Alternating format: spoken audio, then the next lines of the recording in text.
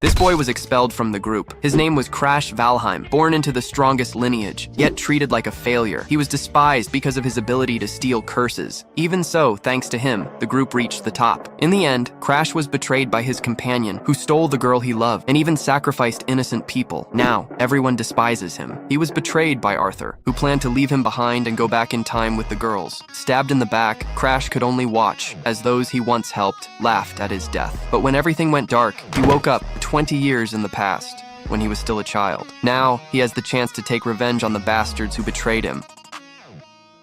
The story opens with someone calling the boy a failure, asking what he's doing. The masked figure then orders him to quickly steal Lord Arthur's curse. Saying he's at his limit, he announces he's going to steal the curse now. Revealing his name, Crash Valheim, he readies his hand to use his ability. He is then described as a failure born into the strongest bloodline. Suddenly, his eye widens amidst the falling snow. Using the Black Hood ability, the other man begins the extraction process on him. Turning his face, the long-haired man continues to use his strange ability. It's then revealed that his ability can steal the curses of others. Despite bleeding heavily, he becomes a hero who fights against destruction. Approaching Lord Arthur, some people offer a recovery potion. Lord Arthur then looks to the side after having the curse removed.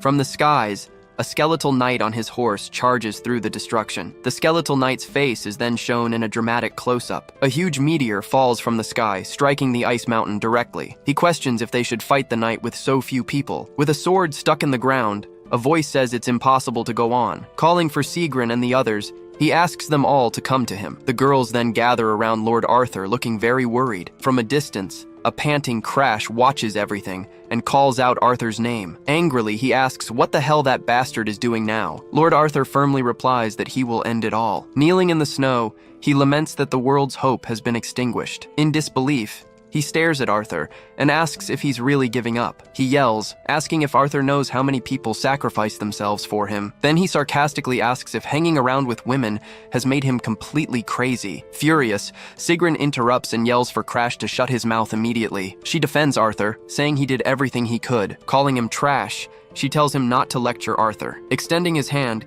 he asks how they dare speak to their savior that way. Kneeling on the ground, he shouts that no one would have gotten this far without his ability. With a shout, he warns that he's going to refresh their memories. At that moment, Abella, the Red Witch, approaches and asks if Arthur is okay. Recalling the past, he says she couldn't use magic and begged for his help. He continues, stating that she attacked him while he suffered from the curse. He then concludes that her attitude of ignoring others hasn't changed. Next, he turns to Mary, the Empire's strongest spear. He calls her a fool, who always cried for him to steal her curses. Then he mentions the princess, who called him trash after his sacrifice. Looking at her, he asks if she understands what he went through to help. He recalls that her faction attacked him directly at the old academy. Showing the scene, he says they bullied him without any mercy. While humiliating him, they doubted he was even a member of the Valheim family. Despite it all, he reveals he endured it and healed her for one reason. Finally, he says he was just a useless failure who couldn't fight. He questions what the point was of cleaning up their messes for so long. To this, Arthur says that anyone could have failed, but he could have saved the world. Recalling the past, he says Arthur should have led all those fools. He remembers seeing Arthur on the front lines and deciding to stay by his side forever, so he asks why Arthur is giving up so easily right at the end. Arthur then replies that he can finally tell him the whole truth now. Revealing his plan, he says the world has ended and he will start over from scratch. Repeating the word, he asks what exactly starting over means. Arthur then reveals it's not the first time he's experienced the world's destruction. Pointing at him, Arthur reveals that his special ability is regression. He explains that this time, the girls can also regress and keep their memories. The idea is that they could all start over while retaining all their accumulated experience. This would greatly increase the probability of avoiding destruction in the next world. He then states that he will start from the beginning with only the 3 girls. Clutching his chest, he asks what will happen to him in all of this. A chain tightens, and Arthur grabs him by the neck with a smile. He then coldly informs him that Crash is no longer needed for the plan. Clutching his chest, he's completely paralyzed upon hearing the cruel revelation. Arthur then admits that his ability to steal curses is very powerful. He continues, explaining there's no point in going back in time with him so worn out. Spitting blood, he hears Arthur question the point of taking him back like this. It would be much more efficient, according to him, to get him again, clean and untouched. The revelation shows that the plan was always to use him and then throw him away. Arthur then tells him not to worry, as he will use him in the next worlds too. Saying his goodbyes, he declares they will meet again. leaving Crash behind. Watching them all leave, he screams in desperation, begging them to wait for him. Reaching out his hand, he tries to get to the group as they walk away without looking back. In a memory, Arthur just watched as he was ignored by the entire group. Falling from the cliff, he screams for that bastard to take him with them. His hand loses its strength as his consciousness begins to fade completely. Clenching his fist, he gathers his last bit of strength to fight back. He then decides he won't let things end this way. His ability, Black Hood, can also steal skills, not just curses. Believing it's worth a shot, he activates his power with everything he's got. Using Black Hood, he aims at Arthur, who suddenly opens his arms. With his arms open, Arthur seems to be in the middle of his own activation. Then a large, shadowy hand lunges towards his former companion. With a smile, he's a bit confused by the result of his attempt. The shadow then envelops Arthur, beginning the skill extraction process. Having successfully stolen the power, he feels the ability in his hand and calls out to Arthur. Weakened, Arthur asks if Crash still hasn't given up fighting him. Touching his hand, Crash says he's already been through countless destructions. He reveals that Arthur left him behind in all the other worlds. Saying that now Arthur is the one being left behind, he hears Arthur ask if he's gone mad. Smiling, he stares intently at Arthur, showing that the tables have finally turned. Pointing to the night, he replies that maybe he really has gone mad. He then reminds Arthur that the world would only face complete destruction. With his hand on his chest, Arthur is completely shocked by what's happening. His eye widens, unable to believe the scene he is witnessing. Looking down, he remains paralyzed, unable to show any reaction. Then, he tells Arthur to fight alone if he doesn't want to die right there. From the sky, a powerful beam of energy descends at high speed towards him. Declaring his intention, he announces that he will be the one to save the next world. The scene changes, and he appears lying down, his eyes tightly shut. His face sweating, he remains motionless in bed for another moment. Suddenly opening his eye, he seems to finally awaken from a deep sleep. Reaching out his hand, he screams in fear upon waking up in a completely different place. Looking around, he tries to understand where he is and what happened. Seeing a large window, he begins to recognize the room he's in. Sitting on the bed, he realizes he's in the house where he lived as a child. With the regression complete, he notes that he is not as young as he appears. The narration explains the world erosion, a phenomenon where one world is consumed by another. When the erosion occurs, the environment changes, and a creature attacks one of the warriors. As a result, species from other worlds invade, bringing destruction wherever they go. Among them, creatures that resemble humans are a special kind of threat. Called world invaders, one of them attacks the village, making everyone run. Fighting against the erosion, a group of warriors prepares to face the threat. Preparing his staff, one of the members gets into position to launch a major attack. Known as the Azure Generation, the battle begins with everyone advancing together against the enemy, and there among them, he watched the situation with a very serious and distant expression. With a body that only sealed curses, he ended up joining the Azure Generation. Used as a vessel, he was betrayed and lived a miserable life. Back in his room, he looks up with a very surprised expression on his face. Waking up startled, he sits up in bed, trying to understand his surroundings. He then looks around and wonders if this is really his room. Touching his face, he realizes it's now summer, unlike the winter from before. Concluding he's in his childhood hall, he remains seated on the bed. Remembering the fight, he used Black Hood on Arthur as a last resort. He then realizes he successfully stole the regression ability. With a hand on his head, he lets out a slightly awkward laugh. Sitting on the floor, he wonders how he managed to steal the skill. The explanation reveals that people think Black Hood has no usage restrictions, but the truth is, his ability has a very obvious flaw. To work, it needs to unlock a lock that the target skill generates when activated. This lock is created based on the value the owner places on the target. If the owner considers it precious, the difficulty of stealing it increases significantly. That's why things the opponent values are much harder to steal. He thinks that the greater the value, the harder the theft should be. Remembering Arthur, he's confused about what happened at the end of the fight. At that moment, he saw Black Hood activate, but he couldn't see any lock. Then it hits him. Arthur wanted to abandon his own regression ability. That Arthur, the hero king, wanted to discard his powerful regression ability. Remembering the past, he starts thinking about how Arthur sometimes acted. His former leader always wore an exhausted expression, as if fulfilling an obligation. Repeating the destruction alone, it would have been impossible for him to remain completely sane. So he understands that for Arthur, Regression was the same as a curse. That's why he made the 3 girls inherit the memories and tried to regress with them. Then he realizes the plan was simply to leave him out of everything. But the fact that he stole the skill with Black Hood changes everything completely. This means that the Arthur of that world was left behind without regression. Hit by the meteor, he couldn't escape the destruction of the Blue Knight. Turning around, he says Arthur should thank him for stealing the skill he hated. Giving a slight laugh, he seems to understand the great irony of the whole situation. He then remembers how the group always left him behind alone. They all acted as if receiving curses was something anyone could do easily. Without ever caring, they just ignored all the suffering he was going through. With a smile, he says that bastard deserved what happened to him. Looking at his reflection in the mirror, he notices his body is now very small. He then sees that he's around 10 years old, with a short and muscular body. Being the result of training every day, he was trying to survive in the Valheim family. Being there, he understands he's right after the 10-year-old's ordeal ceremony. The Valheim family ceremony tested the skills and contract of each member. In it, the better the contractor, the higher the lord's status became in the family. Born without talent, none of the lords ended up choosing him during the ceremony. After that, he was kicked out of the main house with nowhere to go. He was then sent to Blue Pine Hall where the failures stayed. Looking out the window, he recognizes himself as the biggest failure of the Valheim family. Despite everything, he's the only one who knows about the end of the world, an end that not even the powerful Azure generation was able to prevent. Pondering, he wonders if he could stop the coming destruction. He then questions if he would be able to prevent the destruction of the entire world. Placing his hand on the glass, he watches the blue sky outside. Clenching his fist tightly, he tells himself not to be a coward. He then realizes it's not a question of whether he can stop the end or not. Remembering the battles, he understands he must stop the destruction no matter what. After all,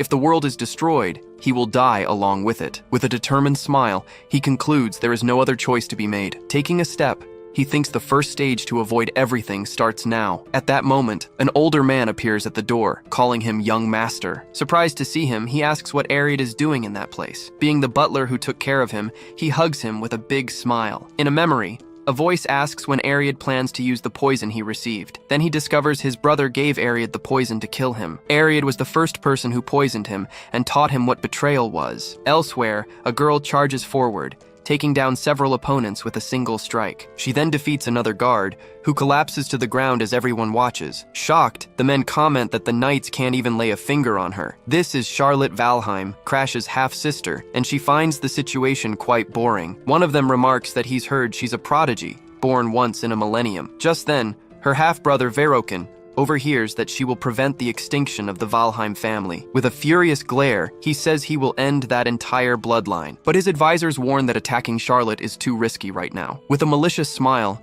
he decides he'll start by killing his brother first. Changing scenes, he calls the butler Ariad for a private conversation in the room. He then claims that Crash is blocking Ariad's path to advancement. Offering a vial, he says the poison will solve all the butler's problems. Ariad hesitates, explaining that he raised the young master as if he were his own son. Sitting in his chair, Verokin just stares at him and calls his name coldly. He then asks if Ariad will choose someone else's son over his own daughter. With his head bowed, the butler firmly replies that he cannot do that. Blood then splatters onto the plate of food, staining everything on the hall floor. His hand then trembles in the air as he seems to lose all his strength. Remembering the scene, he holds Ariad in his arms and calls his name in desperation. As he holds him, Ariad apologizes to the young master before finally passing away. With blood-stained hands, he hears Ariad say that he considered him a son. Letting his hand fall, he wonders what he has done now. Unable to bear the guilt, Ariad took the poison and left this world behind. The memory shows the voice asking when he will use the poison he received. He recalls the revelation that his brother gave the poison to the butler. Returning to the present,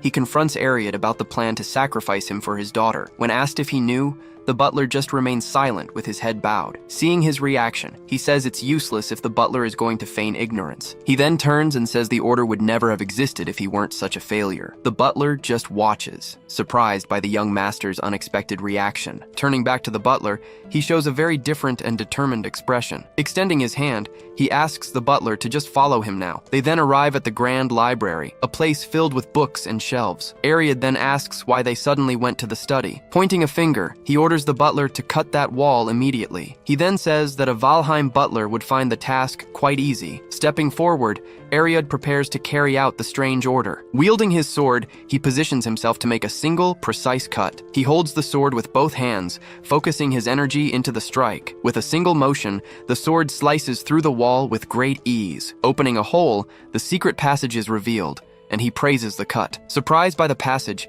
Ariad hears him congratulate him on a job well done. At that moment, the butler realizes the young master is completely different from yesterday. He then notices the passage is illuminated with moonlight pearls. Seeing the locked door, he approaches to examine the large lock. Looking at the door, he comments that the place brings back many memories. Back then, everything had already been completely burned down and was in ruins. But this time, he managed to get there before everything was destroyed. Ariad then asks if he should cut the chains locking the door. He replies no, as the chains cannot be cut by normal means. Preparing to test his abilities, he activates the Black Hood skill once more. The shadows from the skill creep forward and begin to envelop the entire lock on the door. Then, the chains shatter and the lock falls to the floor, startling Ariad. Ariad asks in shock if he has made a contract with one of the lords.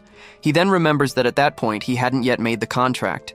He then replies that he made a contract with some insignificant lord. The butler just watches, left completely speechless by the drastic change. Ariad remembers that just yesterday the young master seemed to have lost his will to live. He concludes that the boy changed overnight after making the contract. Seeing his potential, he believes the young master could become a great warrior. Ariad swallows hard, looking very tense about the whole situation. He then calls out to the young master, still recovering from the huge shock. Making a promise, he vows that he will not tell anyone about the secret. At that moment, the boy realizes the great flaw of the regression ability. By acting differently than in the past, he notices that Ariad is also changing now, but the memory of the Ariad who betrayed him remains vivid in his mind. He then thinks that by healing his daughter, he can earn his complete loyalty. Holding a piece, he decides he needs to increase his number of pawns while he's here. He says he'll think about the daughter later, telling Ariad to do as he pleases. With the secret library as the priority, he approaches the wooden door. Suddenly, the door's lock begins to react in an unexpected way. His eyes widen,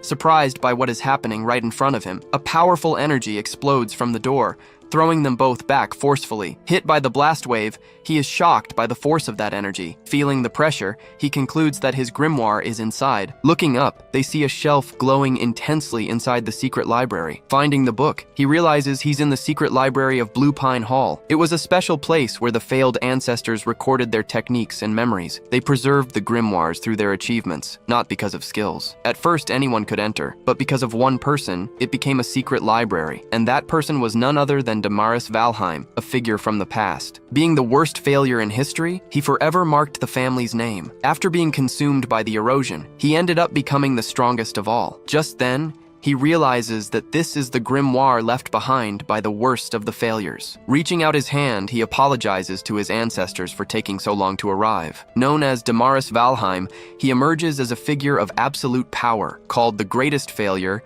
he was also the strongest in history. Because of his fame, the world's strongest warriors challenged him. Effortlessly, he catches and neutralizes an enemy's attack. Then he unleashes his strength, sending all his opponents flying. Faced with his power, no one could even stand before him. That was his devastating technique, known as extreme blood immersion, all because he possessed a method to absorb the world's erosion. Years later, a young Crash said he didn't understand how Damaris lost control. Recalling the past, he reveals that he too was targeted by terrible curses. Then, he realizes he can use one curse to nullify another. His plan was to steal a curse that could control the first one's fury. Thus, the two curses begin to clash inside his body. As a result, the conflict between them generates a new energy. Seeing the outcome, he realizes he can also become much stronger. Calling for Ariad, young Crash gets the attention of his butler. Giving an order, he forbids anyone from entering the Blue Pine Hall. Accepting the command, Ariad walks down the hall with his sword in hand. Determined, he states that he will refuse Verokin's proposal to honor Crash. Furious with the refusal,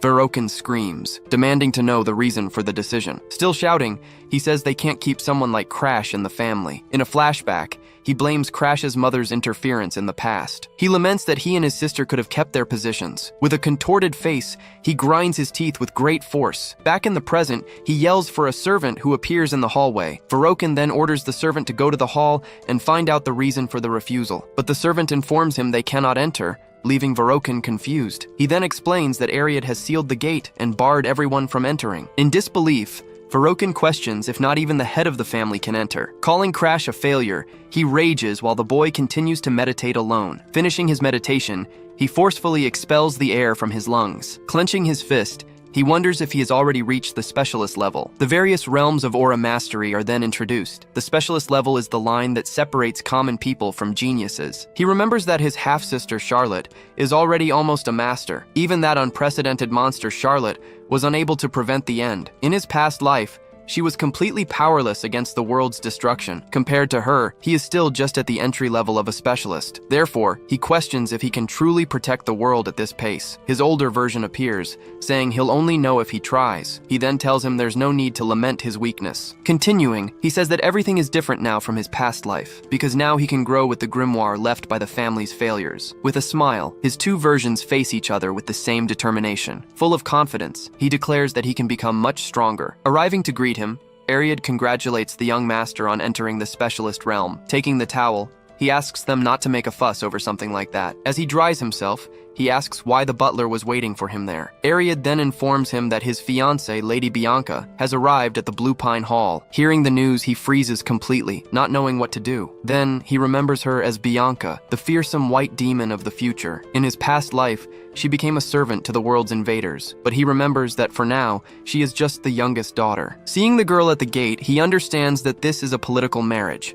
This way, her family gains connections while getting rid of a failure. With a smile, he says they are both being used by their families. He then comments that he already had business with her, finding the visit convenient. The story reveals that Bianca's mother was afflicted by a curse. Because of this, Bianca was also born with a curse in her body. Called the Snow Doll, the curse left her completely emotionless. Being a curse that affected the soul, not even specialists could remove it. Born in her mother's place, Bianca was treated coldly her entire life. The entire Harden Hearts family saw her only as a cursed and useless girl. Remembering this, Crash wonders if she hated him in his past life. With a smile, he says he hopes he won't have any trouble stealing the curse. Explaining his plan, he reveals that her curse is what he needs. Asking for clothes, Ariad promptly offers to prepare them, and he accepts immediately. After getting dressed, he orders them to bring the girl inside the mansion. 5 months ago, he contemptuously dismisses the girl. Shouting, he accuses her of only wanting the Valheim family's power. Faced with the accusations, she remains standing in silence,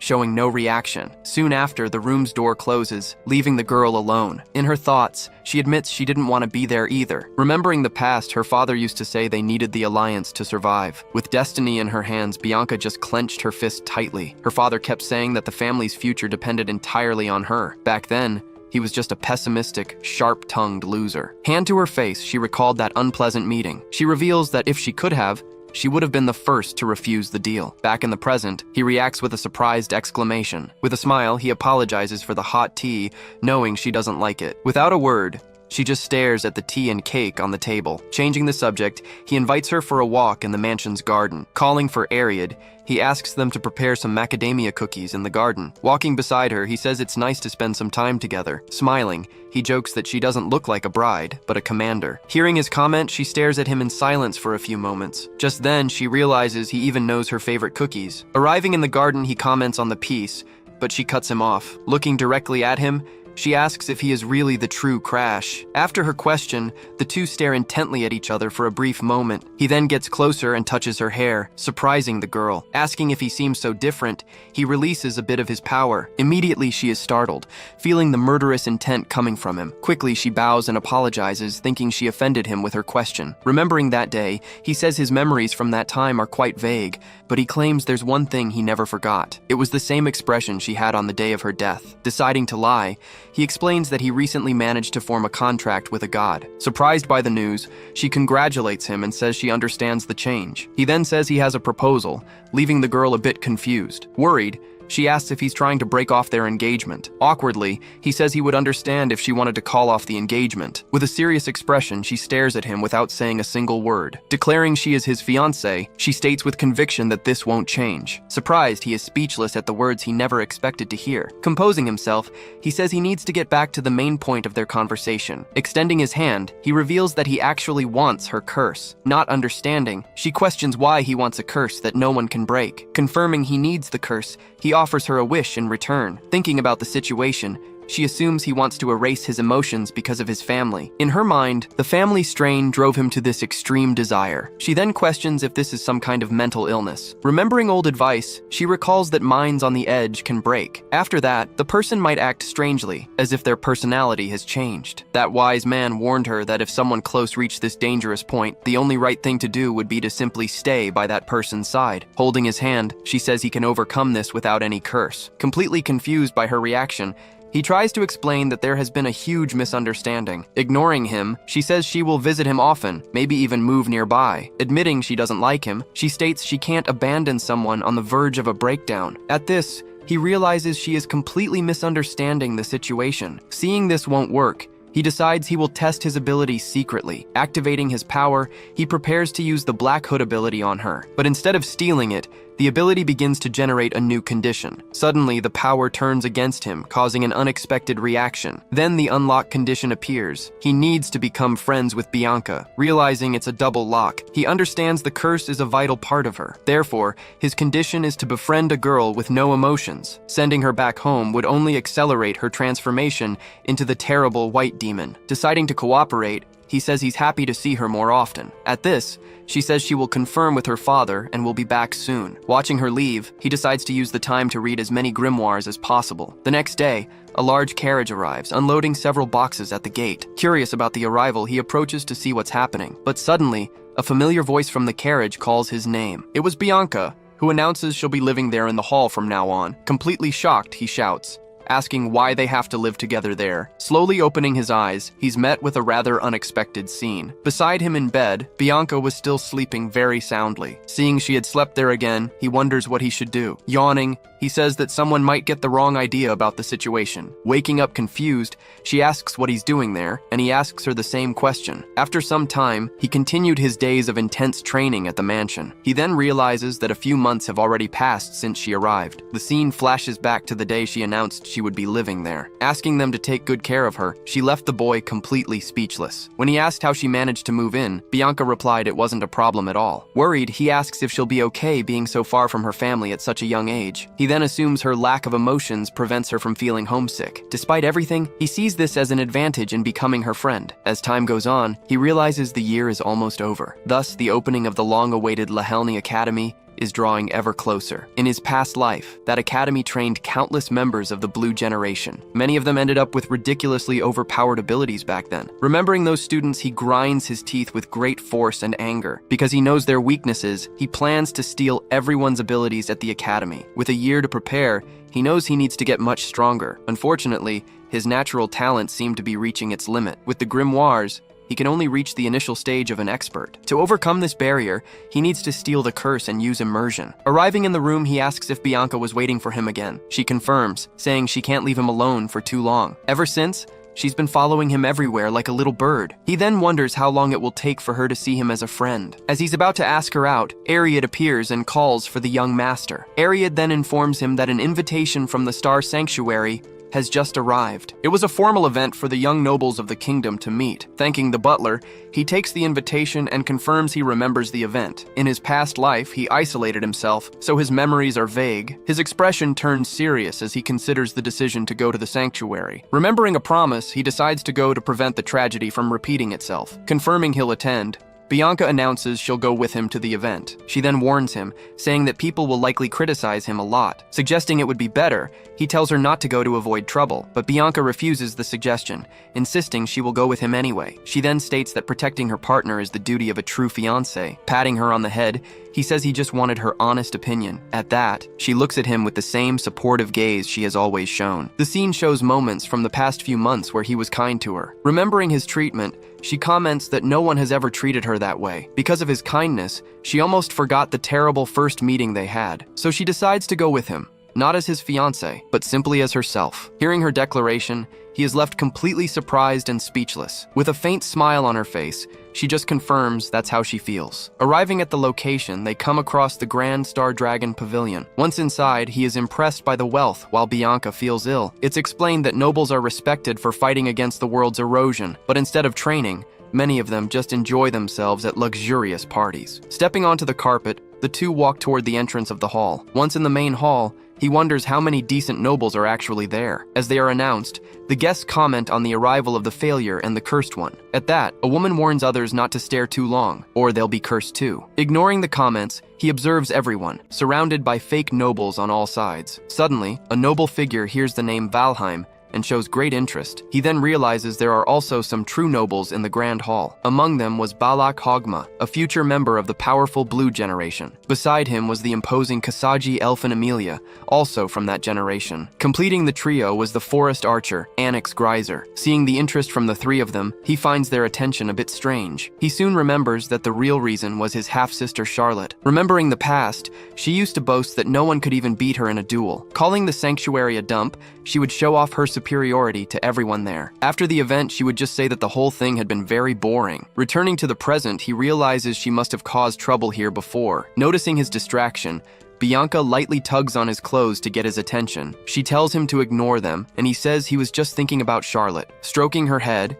he says he doesn't mind at all. Changing focus, he wonders when the person he's waiting for will appear. Suddenly, all the guests look toward the entrance of the Grand Hall. Then the herald announces the arrival of the long-awaited Lord Darling Danforlion. Arriving extravagantly, the eccentric noble greets everyone in the hall. Back in the past, Darling finds him covered in curses and wonders what happened. Analyzing the situation, he begins to gesture with his hands in preparation. Touching his face, Darling says he can combine the curses to heal him. He then invites him to be his test subject, promising a complete cure. Seeing the lack of response, he asks if the boy doesn't even have the strength to speak. Without waiting for permission, Darling announces he'll just start the procedure right now. Startled, he widens his eyes as he sees the energy forming in front of him. Trying to stop him, he shoves him away with a desperate scream. He then calls him a maniac, revealing this was his first encounter with Darling Danforlion. Back in the present, Darling's arrival causes a stir among the guests. Knowing what he's like, Crash says he would never miss an event like this. Asking Bianca to wait, he and some other boys grab food from the table. With her mouth full, she agrees to wait for him there. Across the hall, Darling watches him, finding his face familiar. Coming closer, the boy formally introduces himself as Crash Valheim. Hearing the name, Darling realizes he really does look like Charlotte. With sparkling eyes, he asks if the boy is her younger brother. Getting straight to the point, Crash asks what he wants, but Darling just toys with the situation. Then he reveals he knows Darling has been investigating the world invaders. With a smile, he asks if that topic happens to catch his attention. Seeing his audacity, Darling calls him a rather bold boy for his attitude. He then warns him to prepare for the consequences and closes the room's door. Now, alone in the room, he wants to know Crash's current age. Before hearing the answer, he picks up a small vial, examining it carefully. Crash answers that he's 13, while Darling now holds 2 large swords. With no time to waste, he says he has the mind of a grown adult. With a smile, Darling encourages him to continue and say what he wants. Suddenly, Darling throws one of his swords toward the boy, his body frozen. He just watches the blade coming toward him. He then manages to defend himself from the surprise attack that followed. Annoyed by the attack, he yells, wanting to know what Darling is doing. With a smirk, Darling explains he just wanted to test his skills first. Finding this whole thing a drag, he just glares at the noble with irritation. Keeping up the fight, Darling says he'll listen and tells him to talk. Going on the offensive, he lunges with a quick strike against the noble. Blocking the blow, Darling asks if he wasn't a talentless failure. Crossing swords, he replies that he trains every single day without stopping. Then he reveals he can help with his research on neutralizing curses. Surprised, Darling asks what he knows about alchemy to be able to help. With a focused gaze, he continues to defend against the alchemist's attacks. Taking a quick step, he prepares to turn the tables in the fight. Caught by surprise, Darling is left speechless by the unexpected counterattack. Disarming him, he reveals he knows about the work on the erosion curses. He then explains that the theory is to use other curses to nullify them. Stopping the fight, Darling now listens intently, holding his sword firmly. Offering his help, he says he will collaborate on that important research. He then reveals he'll do it using his ability to steal any curse. Completely shocked, Darling can't believe he can use aura that way. Thinking about the proposal, he begins to understand the possibilities of this collaboration. With a smile, he says, "This is perfect," and asks for the price. Rejecting the idea, he explains he needs a potion to suppress curses. He then adds that just stealing others' abilities won't be enough. After all, not even the Blue generation could stop the apocalypse in the past. Being a failure, he states that he needs to try every possible method. Darling comments that he seems to have regained the motivation he lost to Charlotte. Thus,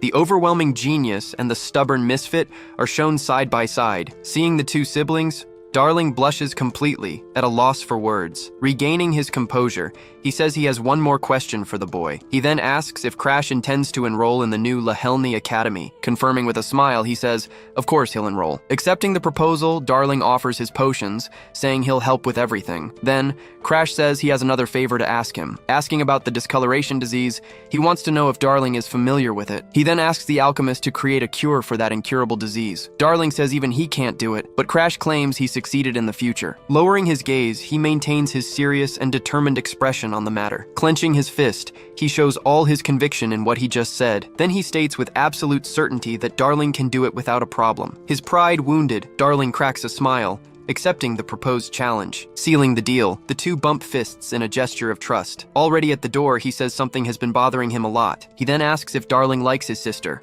receiving an overly enthusiastic response. Confused, Crash asks about him talking about boyfriends and empty places. Darling explains that he also likes men, as he's interested in both. Hearing this revelation, he's completely shocked, not knowing how to react. In shock, the noble shouts, questioning if he really heard the word by force. Crash then accuses him, saying he was about to lay a hand on a 12-year-old girl. He continues the accusation, and the noble panics, screaming it's not like that at all. Desperate, he yells that he was just following Lady Claudia's orders. Surprised, Crash wonders if he means Claudia from the kingdom of Starin. He explains that the order was to take Lady Bianca, and he had to use force. At that moment, his gaze turns to the young Lady Bianca. As the youngest daughter of the Hardenhearts family, Bianca is despised for her curse. He wonders why that princess would have specifically summoned young Bianca. Thoughtfully, he concludes that something about this whole story doesn't add up. He then realizes there must be some other connection behind it all, a connection linking a noble directly to the second princess. Then, the image of a specific noble with a smirk comes to his mind. Clenching his fist, he remembers the archer, Anix, who pursued Charlotte. He recalls that after being humiliated,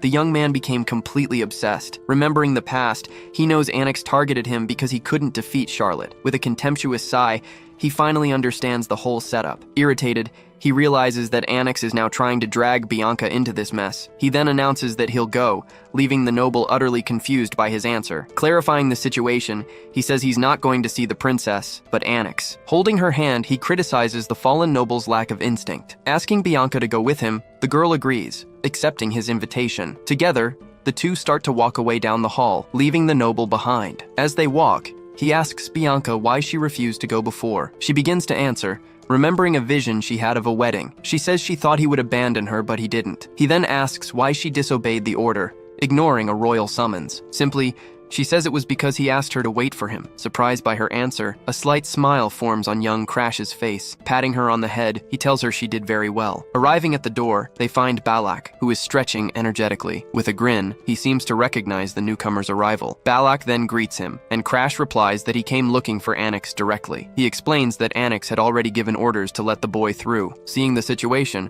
Crash remembers that this was Balak Hogma, the young tiger. He recalls that Balak is a talented swordsman and completely unpredictable in combat. Heading toward the door, he realizes Anix sent him as a test. Suddenly, Balak challenges him, saying he was curious and wanted to fight. He argues that if Crash has already fought Charlotte, fighting him should be no problem. Even among the strongest, Balak was known for his sharp intuition. That's why Crash preferred to avoid a confrontation before finally finding Anix. Looking into his eyes, Crash realizes the young man won't give up so easily. With no other choice, he accepts the challenge and clenches his fist, preparing himself. Just then, Balak lunges forward, launching the first attack against young Crash. Dodging the blow, he leaps over his opponent with a precise acrobatic move. Planting his hands on the floor, he quickly spins his body to launch his counterattack. Then he comes down with a powerful strike, hitting Balak directly in the chest. With a concentrated expression, he puts all his strength into the single punch. The impact sends his opponent flying violently backward across the hall. Balak falls to the floor, knocked out by his opponent's swift and devastating attack. After the strike, he observes the fallen body,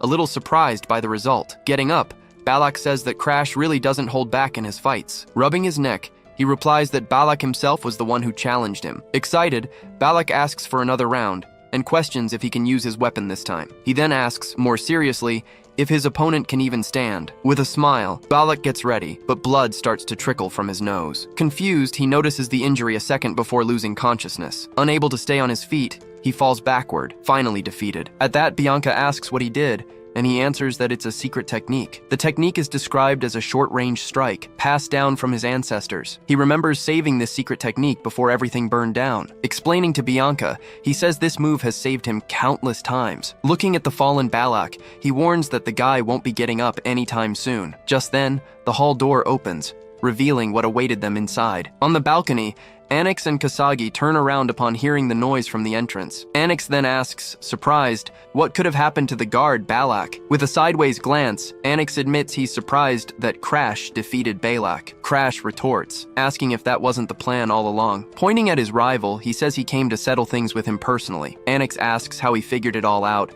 and Crash ironically confirms the rumors of him being a failure. Approaching him, he warns that after he defeats him, this story will be different. With a smile, he says that after this fight, the rumors about him will change. He says if the rumor is true, fine, but that changes today. With a smile, Anix just stares at him in silence, not rising to the challenge. Crash then remembers his former colleague, a nobleman named Anix Greiser. In a flashback, he recalls the time they spent together at the academy and in the Azure generation. After all this time, he realized Anix only kept him around because he was useful. His purpose was to be bait, thrown in front of dangerous monsters. In the chaos, he grows desperate, seeing that everyone else has fallen. Clinging to the edge, he begs for Anix's help, who just watches him from above. Anix explains that his reputation would be tarnished if it were discovered that he led them into a trap. He concludes that if he is the only survivor, no one will ever know the whole truth. Shouting, he warns that he won't let that happen and that Anix will be expelled. With a cold smile, Anix says not to worry, because the blame will fall on him. He continues, saying that since everyone already hates him,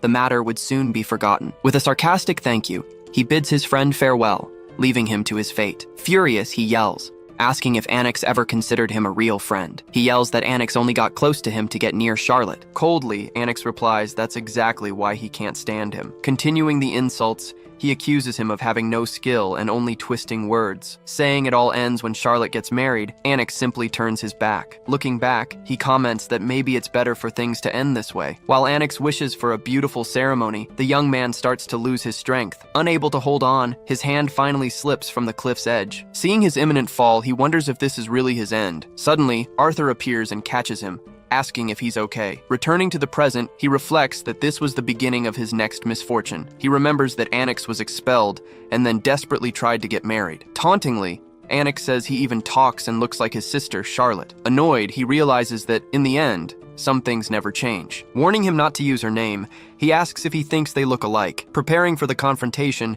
he moves into an attack stance against his rival. Moving forward, he says they may be similar, but he'll show him the difference. With a confident smile, Anix just faces the challenge from his former colleague. Leaping to attack, he is intercepted in midair by a tree branch. Placing his hand on the branch, he uses the obstacle to gain new momentum. He then launches himself from the branch, spinning his body for a direct aerial attack. His fist lands squarely on Anix's face, snapping his head back. Even as he's hit, he manages to use his power to counter the blow. Thrown into the air, he is forced to retreat from the unexpected counterattack. Several branches then shoot out of the ground, trying to hit him while he's in the air. Landing safely, he positions himself in front of Bianca to protect her. Looking at his rival, he comments that Anix is as troublesome as ever. Anix then taunts him, saying he should use a weapon to fight. His secret technique is based on strengthening and controlling plants with his energy. Questioning if he should use a weapon, he breaks off one of the branches from the ground. With a smile, he announces he will fight using his opponent's own plants. With a smirk,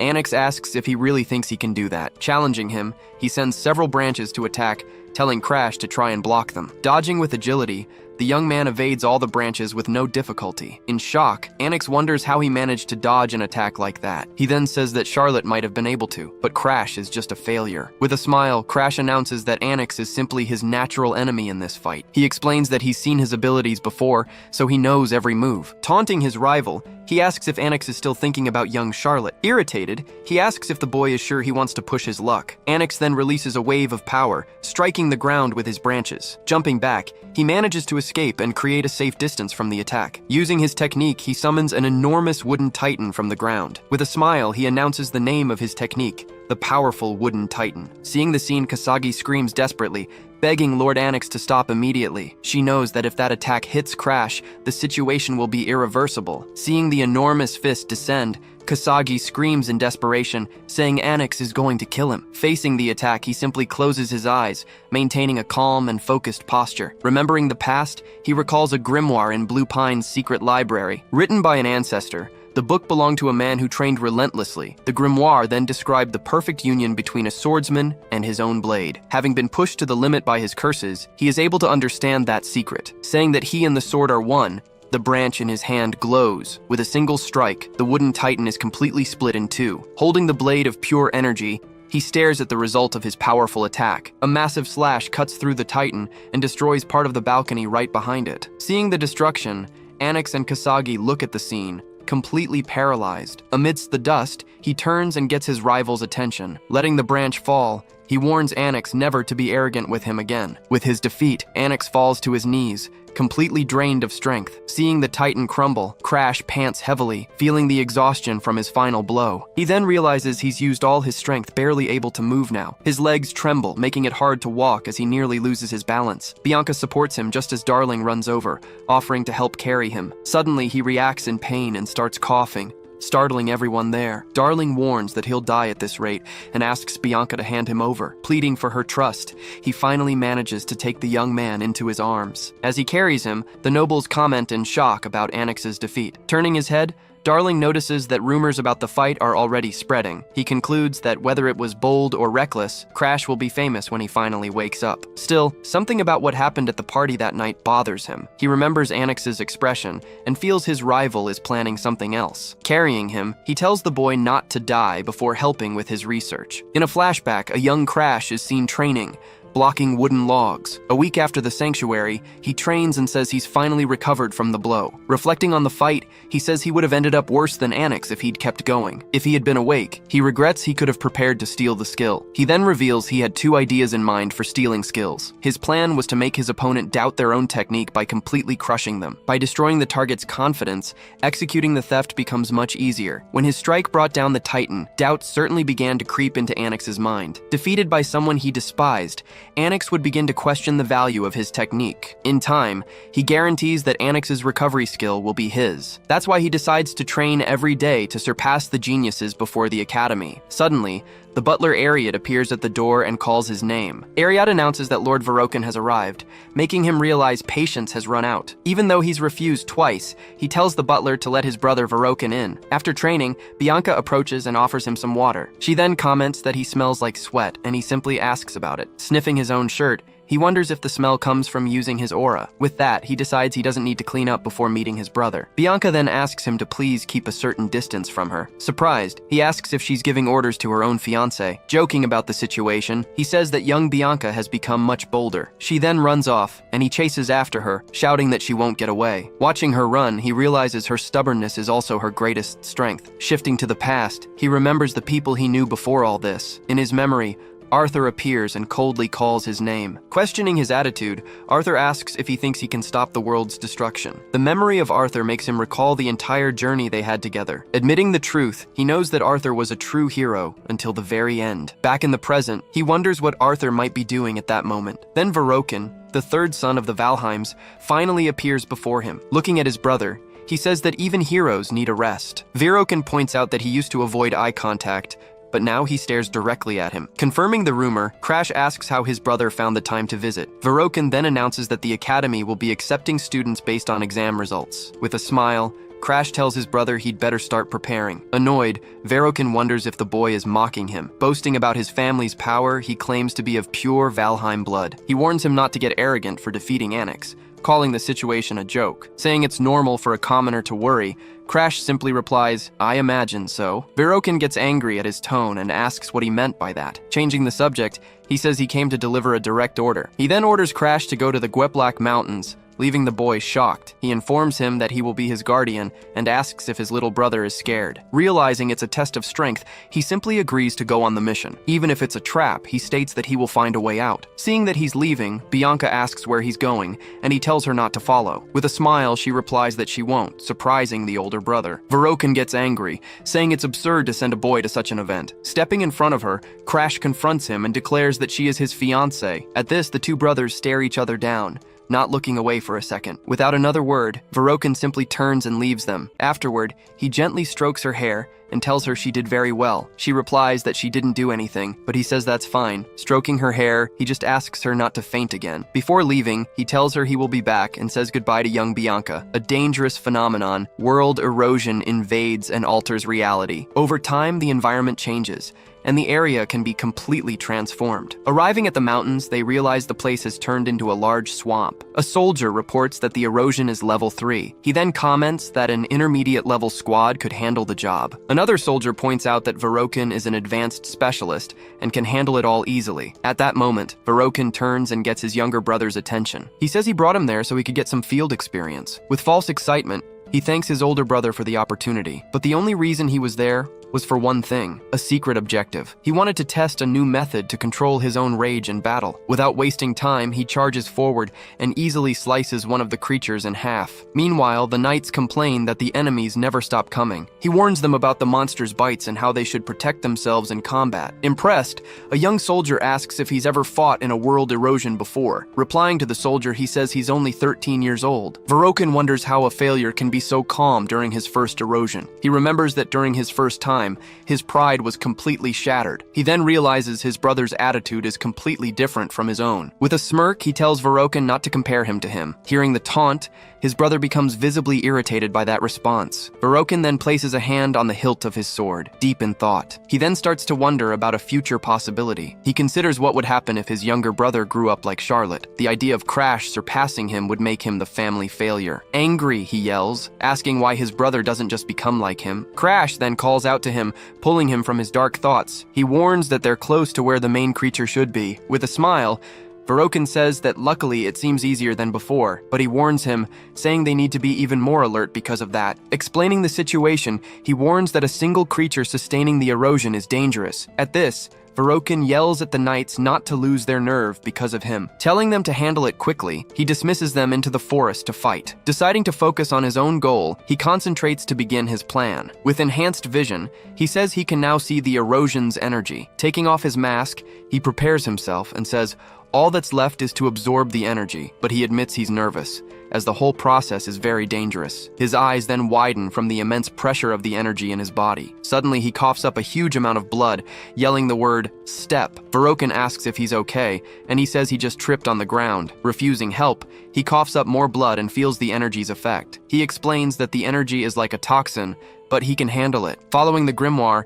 he begins to mix his aura with the erosion's energy. His aura then merges with the energy, flowing like a powerful river. His eyes then change, showing the result of the fusion of the two energies. Feeling the energy, he hunches over, trying to resist the advance of the rage in his body. He then understands what the rage is like, realizing that anyone else would have gone insane by now. Because of this, he decides it's time to use that secret family technique. Recalling the story, he remembers the blind ancestor who found the hidden library. Unable to read the grimoires, the ancestor sealed the door again forever. But he left behind a single grimoire so no one else would get trapped. That grimoire taught the secret art he was about to use. A powerful energy then begins to emanate from his entire body, a perception through aura. The technique was known as the sixth sense. With it, he can clearly understand everything happening around him. Using the technique, he realizes the place is no longer shrouded in rage. Seeing the storm of energy subside, he finally overcomes the rage with his power. Despite his success, he wipes the blood from his mouth, feeling the side effect. Knowing it's temporary,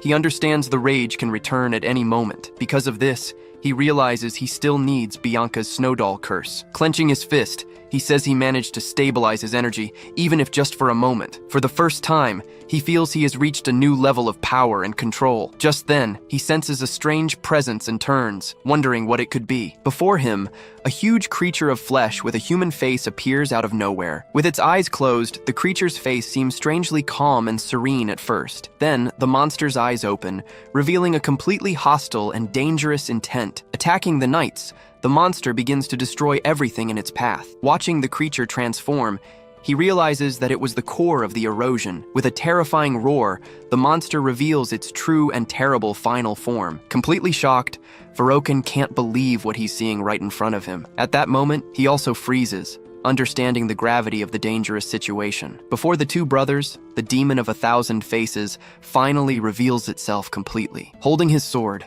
Varokin prepares to lead the attack against the great monster. Then, the blade of his sword begins to glow brightly with his energy. A fiery energy then completely engulfs his entire sword. With his weapon in flames, he prepares to use his technique called Ignis. Amazed, the knights remark that Lord Varokin's power is spectacular. Looking at the scene, he remembers that skill called Ignis. In a flashback, he recalls the same skill that burned his arm before. Alone, he watches his brother prepare for the coming fight. He remembers how his brother used to be completely unbalanced in combat. He then wonders what could have changed in his brother after so much time. With a smile, he says he hopes nothing has changed about his brother. Meanwhile, the monster attacks the knights, who cry out about the enemy's curse. One of the soldiers screams in fear, questioning the curse that erases faces. Another knight says that if even the senior members are struggling, there's nothing they can do. Seeing the danger, one of the knights warns that they should retreat immediately. Ignoring the warning, Varokin charges forward, preparing to attack the monster alone. Leaping into the air, he descends with his flaming sword, striking the monster. Hit by the fire, the monster screams in pain from the powerful attack. The impact causes a huge explosion, devastating the entire battle area. Reaching out his hand, he yells for the knights not to give up and to seize the opening. Astonished, the knights are impressed by Lord Varokin's power in combat. Excited, the soldiers shout to follow their commander's lead in the battle. With a smile, Varokin wonders if his younger brother is watching all this. He then looks for his brother, but can't find him, wondering if he's dead. Then he realizes the young man wasn't looking at him, but at the monster. Surprised, he turns and looks in the same direction his brother was facing. He then notices the monster is crying tears of pure blood. Seeing this, the faces on the monster's body begin to cry as well. With its eyes completely black, Varokin realizes this is anything but normal. With a nervous smile, he understands the situation is very bad for everyone. As he moves toward the monster, he is quickly surrounded by its shadowy arms in the air. Feeling an impossible pressure, he wonders what is happening. He then decides they need to kill the demon before the situation gets worse. Shouting for everyone to attack together, he leads a powerful wave of fire against the monster. When he sees the attack didn't work, he questions how that could be possible. He then orders the knights to attack again before the monster transforms. Furious with their hesitation, he yells at the knights for being afraid of the creature. Suddenly, he realizes all his soldiers are completely paralyzed. Realizing the situation, he understands the curse affected them without even touching them. Then he remembers the disturbance and realizes everyone has already been affected. Facing the creature, he understands the trap they have all fallen into. The scene changes as a heavy storm begins to pour down over the entire forest. With a tightness in his chest, he starts struggling to breathe properly. Lying on the ground, he screams in desperation, saying that it's killing him. With a final scream, he feels he's going to die in that dark, rainy forest. Amidst the rain, a huge, shadowy hand moves to attack the young Varokin. Desperate, he wonders why this is happening to him right now. A voice then says he is going to die because he is simply pathetic. The voice continues, saying he lost his knights and ran away like a coward. Therefore, the voice says, he will die as the great failure that he is. The monster's large hand then lunges forward to strike the young Varokin on the ground. Screaming in desperation, he tries to shield himself from the blow with his arm and his sword. But the fist hits him squarely, throwing him far away with its force. Varokin's body then falls into the middle of the swamp, sinking into the dark water. Suddenly, he wakes up on solid ground, being dragged by his younger brother. Surprised, he recognizes his brother and tries to understand what happened. With a smile, Crash says his brother has finally woken up. He says he was watching everything from a distance, and that he survived too. He then explains that he pulled him out of the swamp and brought him to a safe place. Varokin gets angry, saying he can't use his aura in that condition. With a smile, he asks if his brother is sure he doesn't need help. Annoyed by the question, Varokin grits his teeth in anger and contempt for his brother. He then shouts that he doesn't need help from a fool like his brother. Suddenly, a noise catches his attention and leaves him completely terrified. Worried, he asks if the demon is still nearby. Looking at the erosion, he says the field may have closed in around them. Terrified, he realizes they can only get out if they kill the 1,000-faced demon. Punching the ground, he yells in anger, and his brother calls out to him. He then reveals he has a supreme technique he learned from Lady Charlotte. He says it was this technique that allowed him to fight Annex. Surprised, Verokin wonders if Charlotte would teach her secret art to him. He asks if his brother thinks the technique can defeat the demon. Seeing he's going to die anyway, he says he'd rather at least try. He holds out his hand and says he understands why Verokin doesn't trust him, but he reminds him of Charlotte's strength, asking if he trusts her. Agreeing, he says Charlotte is a genius and sticks his sword into the puddle, but he warns that if the plan fails, they will both die there together. With a dark smile, he assures his brother that he won't fail. On a rainy night, tension hung over the dark, silent forest. Hidden, Verokin warns that the thousand-faced demon is approaching them. He then asks if Crash is ready with the Ignis, and gets a yes in return. Holding his sword, Crash announces that their showdown begins now. Suddenly, someone lands right in front of them, in the middle of the rain. With his sword in hand, Verokin prepares for the imminent attack. Closing his eyes for a moment, he fully concentrates for the battle. Crash just watches his brother prepare, waiting for his next move. Wielding the sword, Verokin takes his combat stance, ready to fight. Impressed, Crash comments on his brother's incredible concentration and the aura surrounding him. He claims to have never seen an aura as clear and pure as that one. Remembering he didn't believe in it, he wonders how Verokin uses this aura. Calling out to his brother, Crash finally gets Verokin's full attention. Verokin then asks him to use the Ignis, and Crash agrees immediately. Placing his hand over the sword, he transfers the power into the blade. Taking his stance, the ancestor prepares to unleash his full power. After the explosion, he just observes the scene without saying much. Verokin then asks his brother if something was wrong with him. To this, Crash replies that it seems he won't need any help. With wide eyes, he watches the scene, unable to look away. Wielding his weapon, he prepares for the attack that will define the fight. In a memory, he recalls his confrontation with the creature and his defeat. Then he watches Crash advance alone against the approaching enemies. Advancing bravely, Crash prepares to face the giant creature in combat. From a distance, other members of the Valheim family watch the battle unfold. At that moment, everyone's eyes turn to the sword at the center of the action. With a tense expression, Verokin continues to watch the outcome of the imminent confrontation. Finally, Crash unleashes all the power contained in the sword against his opponent. Changing scenes, the image shows a peaceful stream flowing through a field. In the sky, a distant voice calls for his brother, starting a new memory. With his power unleashed, he announces that the battle has finally ended here. In disbelief, Verokin wonders if it all ended so easily. Filled with rage, he then grips the hilt of his sword tighter. Shouting with fury, he tells Crash to die once and for all, but Crash easily defends the blow, blocking his brother's attack without difficulty. Seeing the defense, Verokin is confused and doesn't understand what just happened. With their swords locked, Crash thanks him and says he can no longer use Ignis. Revealing his power, he thanks Verokin for never changing. With that, the conditions to unlock his true power were finally met. First, he needed to receive the Ignis and for Verokin to believe in his power. Second, his brother's pride needed to be completely broken during the fight. He then attacks, saying that the Ignis became his at that very moment. In the background, the thousand-faced demon screams as it is completely defeated. Fallen on the ground, Verokin just hears his brother calling his name. Holding the monster's heart,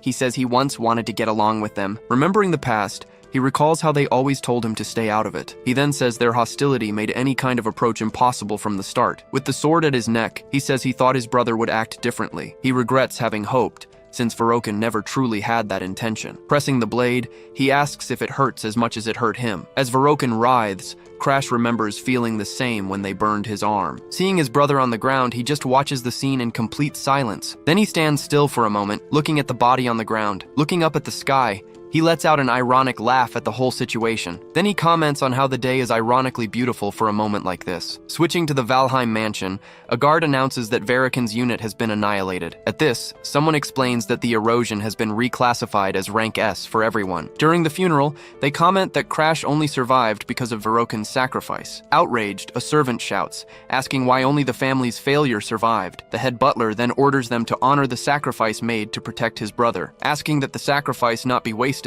he is seen entering the Great Hall. He then realizes they believed his testimony, so there's no reason for them to be suspicious. Walking through the place, he concludes that the mission had excellent results because of Verokin. Recalling the process, he confirms that he has adapted and now controls his sixth sense. Through the Ignis, he shows he has gained the power of the black flame in his hand. He explains that the flames are an ace up his sleeve and that no one else needs to know. Arriving at the door, he prepares to deal with the problem of the official investigation. After a voice grants him entry, he notes that the cause of the problem is unknown. Knowing the truth, he knows the blame lies with the invader who uses their servants. A woman receives him there, saying that Lord Crash had finally arrived. Introducing herself as Saphira, the investigator informs him that they were waiting for him there. Noticing the black star, she surprises him with her sudden perception of the mark. She then comments that she didn't expect to meet him again so soon, leaving the young man quite confused. Calling her an immortal, he decides to propose a direct deal to her. Pointing his finger, he offers to erase her immortality forever. With a different kind of smile, she asks if by any chance he might be the regressor. Revealing her other form, she says that fate sent her to the wrong man. In a flashback, the immortal known as August is shown completely chained and defeated. Before the regression, they tried to steal his immortality, but ultimately failed their mission. Then, Lord Arthur explains that now he can barely regenerate without any power. Mary Diana understands he used servants because his body was cursed and immobile. Annoyed, Sigrun questions if it's truly a pity, recalling the chaos he caused. Grabbing her arm, Sigrun warns her not to act so self-righteous. Then Lord Arthur declares the problem is over, and there will be no more needless fights. With a steady gaze, he comments that it's still a great pity. Crash then appears, agreeing they couldn't steal the enemy's immortality. Damaris then says that even if he were reborn, that would be impossible. He explains that the condition was absolutely impossible for anyone to fulfill. Back in the present, she asks once more if he is the regressor. Revealing her form, she says she was looking for someone completely different from him. Unfazed, Crash asks what makes her think he is one. With a smile, she says that only a regressor would dare propose such a deal. Laughing in his face, Abella says he can't kill her and calls it a lie. Stating he doesn't lie, he reveals the strange power emerging in his hand. With his ability, he charges forward and launches a direct attack at her. Then he explains that his power can even steal her immortality. Surprised by the revelation, she just clenches her fist tightly without reacting. Then she reveals that for centuries she has waited for someone capable of finally killing her. Seeing that he is the one, she asks what the condition for the deal is. He explains that he needs help, as his ability only works if he is stronger. Therefore, he asks her to make him her own apprentice. Saying she would sell her soul, she accepts his deal without hesitation. Assuming her other form, she introduces herself to the young man as Crimson Garden August. She then promises she will turn him into the strongest man who ever lived. Feeling the pressure of her aura, he realizes her power is overwhelming. Remembering her power, he knows that with her help, he can become stronger. With a clenched fist, he vows to protect his world with this borrowed power. Understanding the rule, he knows he can no longer regress on his own, because if the world perishes again, he will disappear along with everything else. Happy to have her by his side, he calls her Crim while extending his hand. Hearing the name, she questions him, seemingly not recognizing the word he said. With a slight smile, she calls him Crash, changing the tone of the conversation. Next, she demands he call her master and flicks him. Relieved, he says he can now finally leave that place forever. Watching him leave, she asks if he no longer lives in that large mansion. Just then, a hooded woman appears, while he barely remembers his parents. Informed that his mother is requesting him, he is surprised by the unexpected summons. The woman confirms the request, adding that she also has another message for him. She then reveals that the head of the family wants to meet him, leaving him shocked. He immediately imagines his father sensed something through the connection with the stars. Asking him to wait, the woman informs him that Lady Arya wants him at the mansion. Annoyed, he asks if the order didn't come directly from his own father. Announcing he's leaving, he says he will only return when his father calls for him. Thinking for a moment, he figures his father might come to him personally. Leaving the mansion behind, his carriage departs without looking back. Passing through the main city, his journey finally begins for real. Following the road, he continues on his way, far from his old home. Inside the carriage, he celebrates, saying he's finally free from that place. But the being at the window orders the rude apprentice to open the door at once. Surprised by the bird, he asks if its color doesn't draw too much attention. Explaining it can change color, it transforms into a common black crow. Crash then replies that the color is as black as her soul. Asked about her body, the crow says her real form cannot move. Without revealing the truth, he knows that the real regressor is actually Arthur. As the sun sets, the carriage continues its journey down the long road. Changing the subject, the crow warns him about a girl at Blue Pine Hall. Confused by the warning, he doesn't understand what she meant. Welcoming him, a hooded girl receives Crash back at the mansion. Whispering in his ear, the crow says she has fulfilled her promise to return. Running towards them, the butler Ariad asks if anything happened during the trip. Handing him a letter, the butler informs him it arrived from Master Darling. Reading the note, He discovers that Darling has completed the cure he had requested. Ariad then advises him to treat Darling well, as he will be a great benefactor. Changing the subject, the butler mentions that Lady Bianca has been very worried about him. He explains that she prepared a carriage to visit him as soon as she heard about the erosion. Hearing the news, he finally realizes the consequence of her concern. Without checking her curse, he sees a strange energy begin to manifest. Just then, the first condition to unlock the seal is revealed. Be friends with Bianca. With the condition met, the unlocking process is finally completed successfully. Shocked by the result, he sees that Bianca's first lock has been released. Seeing him stare, she asks if there's something on her face. He says no, just that he wanted to introduce her to someone new. As she reaches out to take the bird, he introduces the crow, Krim. Hugging the bird tightly, he asks if she really likes animals that much. Averting his gaze for a second, he remains silent for a brief moment. Then,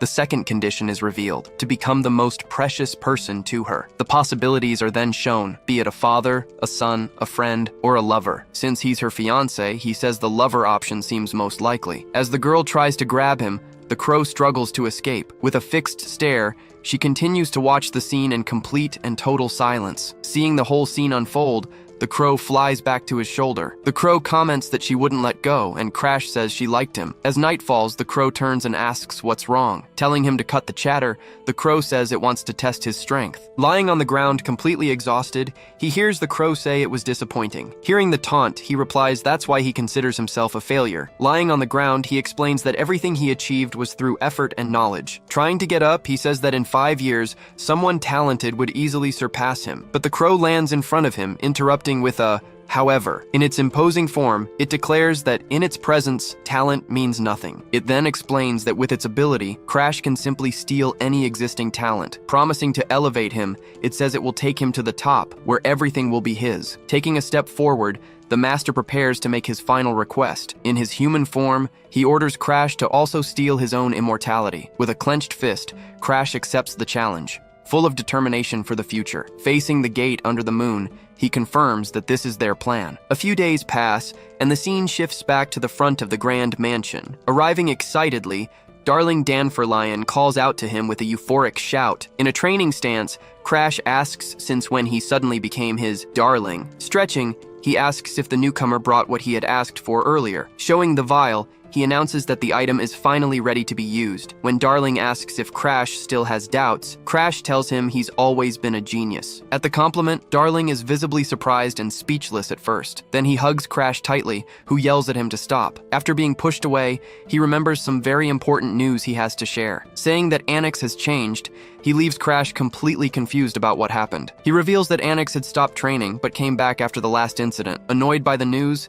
Crash complains that Annex is an idiot who just causes trouble. From the branch, the crow comments that Valheim's strength was truly impressive. It then says that this could work, and that it was thinking of a tonic for him. Suggesting he ask the genius, it tells Crash to have him make the potion. Being a rare elixir, the potion increases the user's aura and strength. Seeing Crash worried, the crow assures him it will just tell him the recipe. Calling out to Darling, Crash asks for another favor, receiving a very sarcastic reply. Asking him to make the potion, he surprises Darling, who asks if it was an inspiration. Saying he'll cover the cost, he explains that he remembers things from his regression. At that, the crow tells him to repeat it, so Crash begins to list the necessary ingredients. Continuing the explanation, he details the complete recipe for the alchemist beside him. After hearing everything, Darling seems to finally grasp the complexity of the secret formula. Jotting everything down hastily, he wonders about a specific part of the recipe. Impressed, Darling asks where he learned it, and the crow says it's a Valheim formula. He then says he can make it, but the real problem is getting the ingredients. Explaining the difficulty,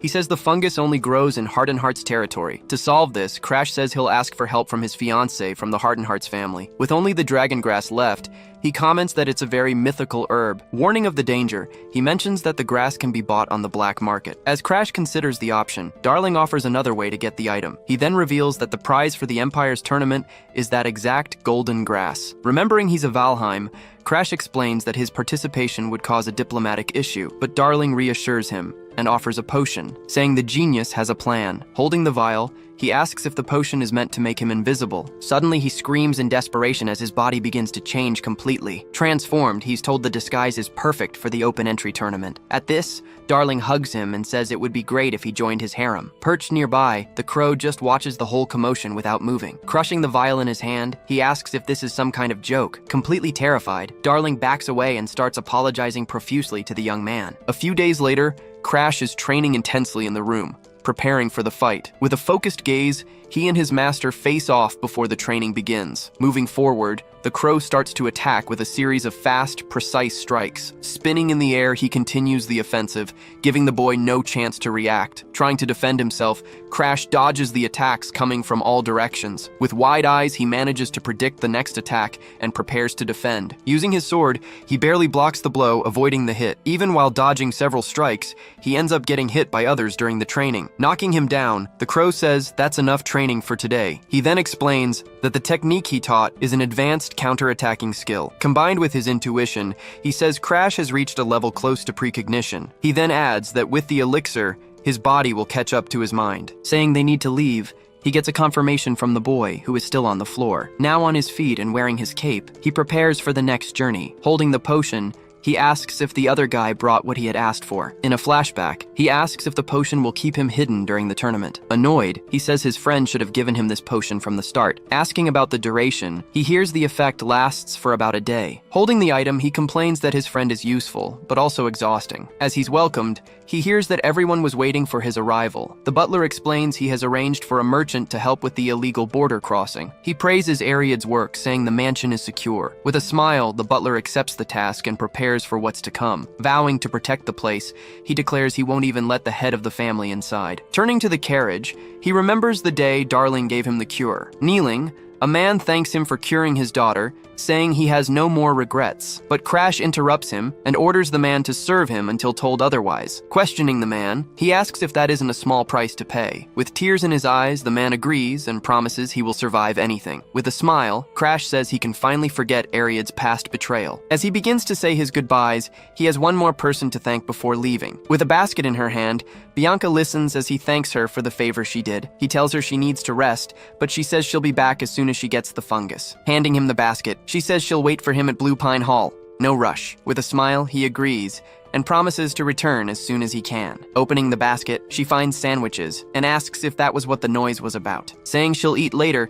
she just watches the scene with her usual expression. Wishing him a safe trip, she hears him ask her to be very careful as well. Preparing for the journey, he announces that they are heading to the Empire. During the trip, he trains with his sword, preparing for the upcoming tournament. In the middle of the forest, he absorbs the energy of the erosion to strengthen his body. Flying beside him, the crow asks how the power of erosion is behaving. He explains that the last 5 days have been peaceful, thanks to the merchant's safe route. Suddenly, the merchant woman's apple falls to the ground, catching the crow's attention. Seeing the woman surrounded, the crow realizes there's a problem with the carriage. Arriving with his group, the bandit leader announces he'll take the lead. Grabbing her face, he startles her, and she regrets not having sensed them. Hopeless, she wonders if they're going to die like this in the forest. Suddenly, a surprise attack hits the bandits, catching them off guard. With his hand outstretched, Crash emerges from the shadows to help the woman in danger. Seeing the interference, the bandit leader wonders what the kid is doing. Angrily, he orders his men to finish him once and for all. Surrounding the boy,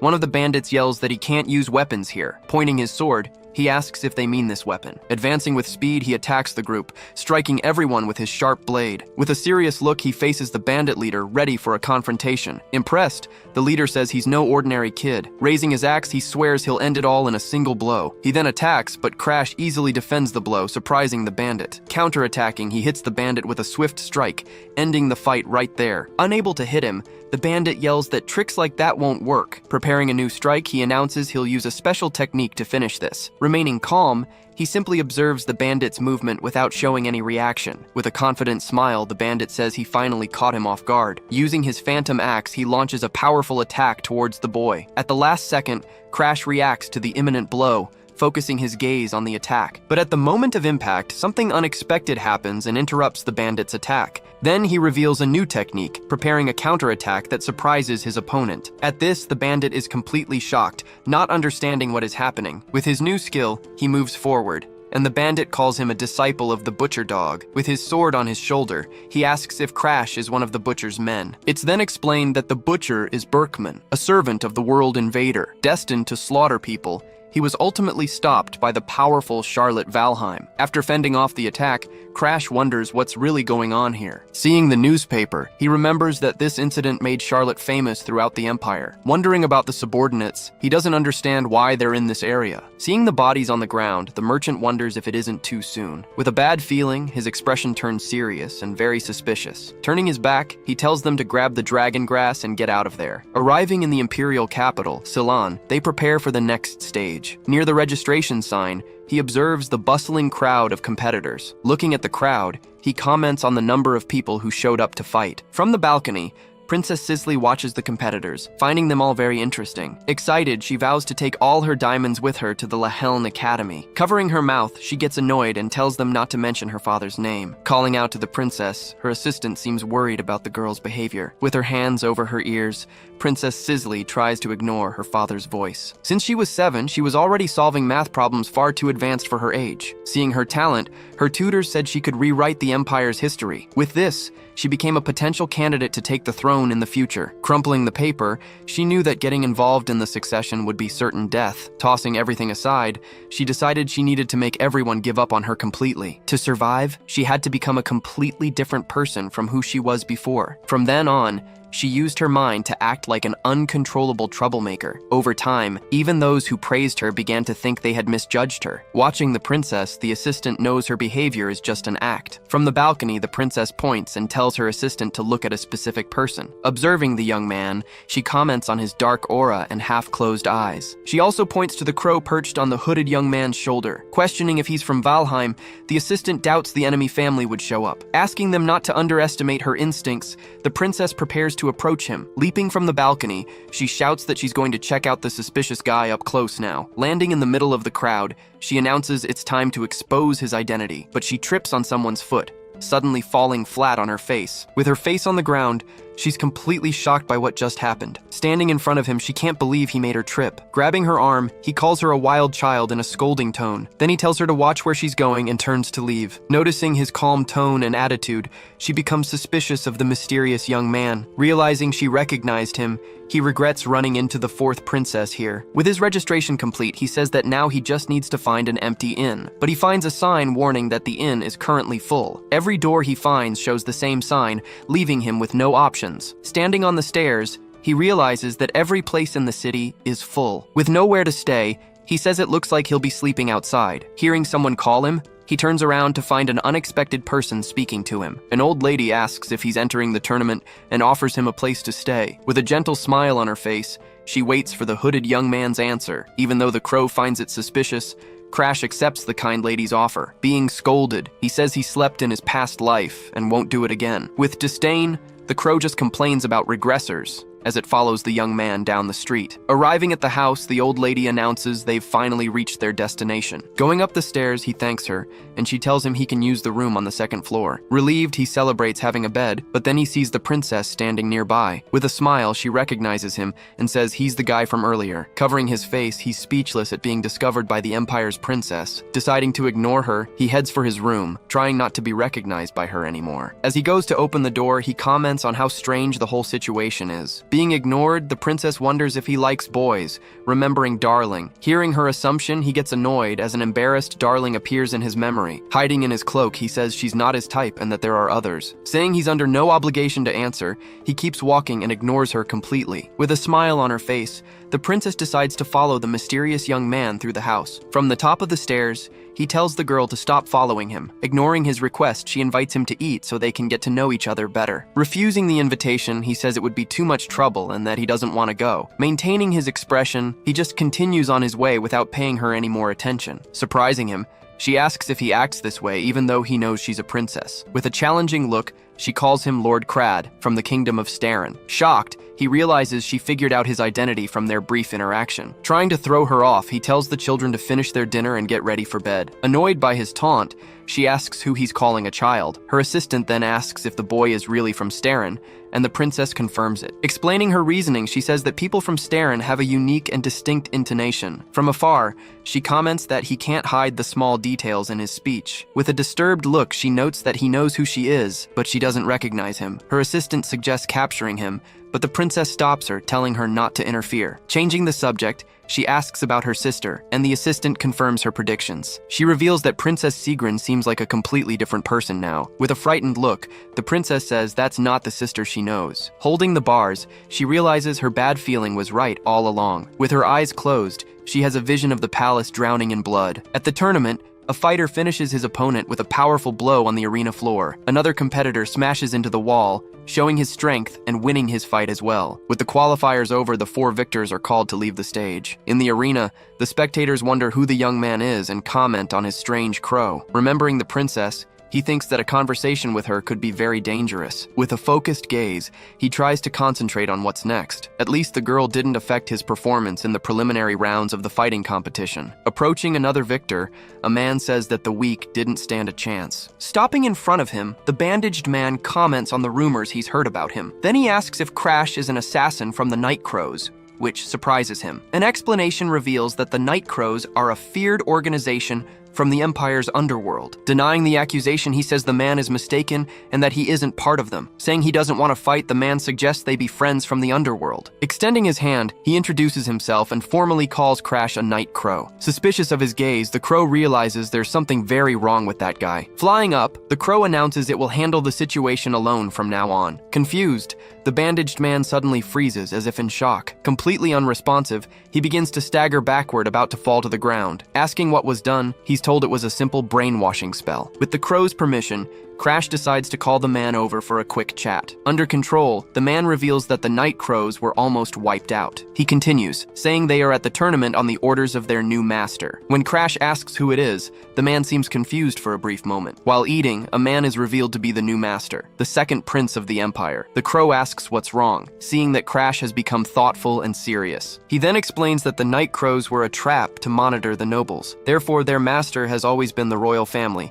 which makes no sense. Knowing that even the lower ranks know the leader, he deduces it must be a rumor. Thinking for a moment, he recalls that the second prince was strengthening the first prince's faction. With this information, he realizes who benefits most from all this chaos. He finally understands that the true mastermind behind everything is Sigrun Ifania. In disbelief, he wonders if Arthur's memory inheritance actually worked. Knowing the future, he deduces that Sigrun's likely target would be someone else. Seeing the scene, he realizes she was the one who hid the dragon pearl. Then she took her own life, leaving Arthur as a powerless puppet emperor. To make her plan easier, he understands that Sigrun plans to eliminate Sisley first. If she becomes the empress, the empire will surely collapse. In turn, the empire's fall will trigger a massive increase in the world's erosion. Determined to stop her, he declares he'll have to steal Sigrun's special ability. Asking the crow for help, he's told not to blindly trust the future he knows. But the crow says that just this once, it will help him with whatever he needs. When asked about the man, Crash says to leave him be, as he has already served his purpose. With a different look,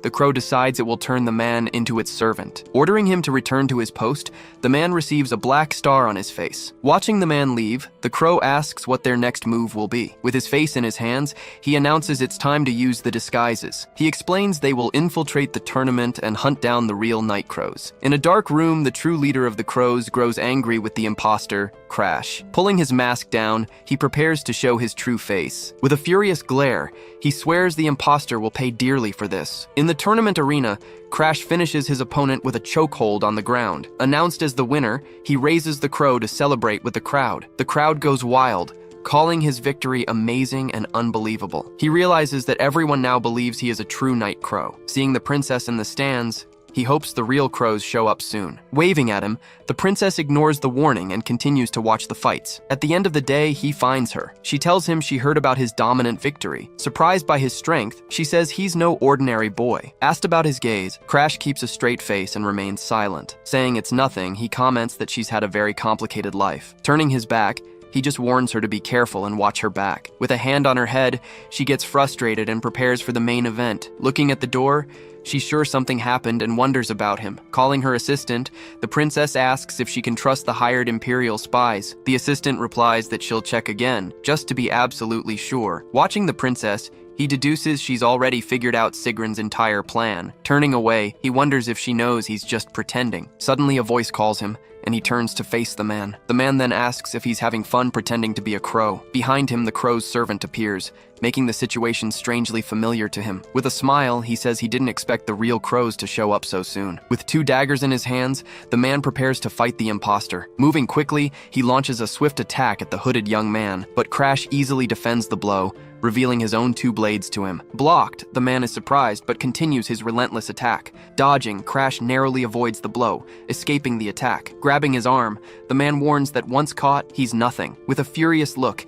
he prepares his next move to end the fight. A strange energy begins to emanate from his arm, changing the shape of his hand. With a laugh, he yells that this is the end for the imposter boy. But suddenly, a kick hits his arm, instantly stopping the attack. Attacked by several men, he's surprised and doesn't understand what's happening. One of the men lands a strong punch on the face of the Night Crow's leader. Standing there, Crash warns that black magic with world erosion doesn't work on him. Calling out the name Evelesk, he surprises the true leader of the Night Crows. Pointing at her chest, he asks where Sigrun is, as he needs to speak with her. With a finger on her chest, he proposes a deal for the 2 of them. He then says that in return, she will tell him everything about Sigrun's plan. Remembering the necromancer, he recalls the world invader, Ivalesk Benapochi, the crow. In a flashback, he tells the girl that her fate is more cursed. He remembers that Arthur brought her and that no one trusted her for being an invader. Walking down the hall, he regrets not knowing she was actually the crow. Connecting the dots, he realizes that everything has been pointing to Evelesk all along. During training, the crow comments that he's being too harsh today. Seeing the state of the room, he says he needs to be firm with that person. Scared, the girl screams, and he says she gets arrogant if he isn't firm. Telling her to look up, he hears the girl ask what he's doing. He then explains that he's going to show her his ability firsthand. Right there. Using his power, he says the target is the heart that belongs to her. With the Black Hood ability, he reveals the many locks sealing her heart. Closing his eyes, he realizes that with so many conditions, the standard approach won't work. Facing the girl, he says he can retrieve her heart if she gives him permission. Without waiting, he moves closer and prepares for the next step of his plan. She gives her permission, but he warns that he needs more than words. Desperate, she asks what to do, and the crow tells her to listen. Questioning if she's tired of her current life, he makes her reflect on everything. He tells her to imagine a future where she can relax all day without any worries. But he warns her that if he fails, she'll have to work for the royal family. Screaming that she doesn't want to work anymore, she unleashes all her necromancer power. Surprised, he says that this is the true power of a mighty necromancer like her. Crying, she says she's already worked for 1,000 years and begs for his help. He then explains that she needs to entrust her heart to him so she'll never have to work again. Screaming that she doesn't need the heart, she hears that it's still not enough. He then asks her to offer her heart in exchange for her deepest desire. Placing a hand on her head, he asks her to trust him completely. Screaming with all her might, she reveals she wants to live an easy and carefree life. Still crying, she begs him to finally take her heart once and for all. With a smile, he says she did well and is finally free. Excited, she tells him to hurry, but Crash stops her right away. He then informs her that he'll only return her heart when everything is finally over. Without further delay, he asks Evelesk what Sigrun's real plan is. Asking if he knows the swordswoman Sarah, she prepares to reveal the plan. She explains that she received orders to eliminate Sarah and use her body to kill the princess. In a flashback, Sarah is wounded and wonders if her opponent is stronger. With her spear in hand, Mary Diana appears for the confrontation, ready to fight. She says Sarah should be proud to die for the empire she protected so fiercely. Charging forward with her spear, she lands a fatal blow to the swordswoman's chest on the ground. As she falls, Sarah remembers the nickname they gave her, Mad Blade Sarah Vetera. Looking at the body, Mary Diana receives Sigrun's orders for her next move. The order is to use Sarah's body to assassinate the 4th princess of the empire. Gazing at the moon, she remarks that it's been a year since her return. Missing Arthur, she says she's doing all of this for him and Sigrun. The scene shifts to a house shortly before the end of the world. In a flashback, the girls talk, preparing for what's to come. Remembering their meeting, Arthur asks them to meet in front of the peace statue. Excited by the promise, she went to the arranged location with great anticipation in her heart. But Lord Arthur never showed up for the meeting, leaving her waiting for him. Alone, she realizes that neither Arthur nor Abella are anywhere to be seen. Walking down the street, she wonders where he could be, since she's waited a year. With her hand on a post, she says she must believe and will regain her strength. Carrying her spear, she vows that she must push herself and complete her mission. Stopping in front of Evelesk, a large man with a sack calls out to her. He then asks if the crow boy from the tournament was one of her bodies. Confirming, Evelesk is told it was a nice touch to use the crow to draw attention. Threatening her, Mary Diana warns her not to do anything while Sigrun is away. Frightened by the threat, the necromancer agrees without even being able to look back. Watching the man leave,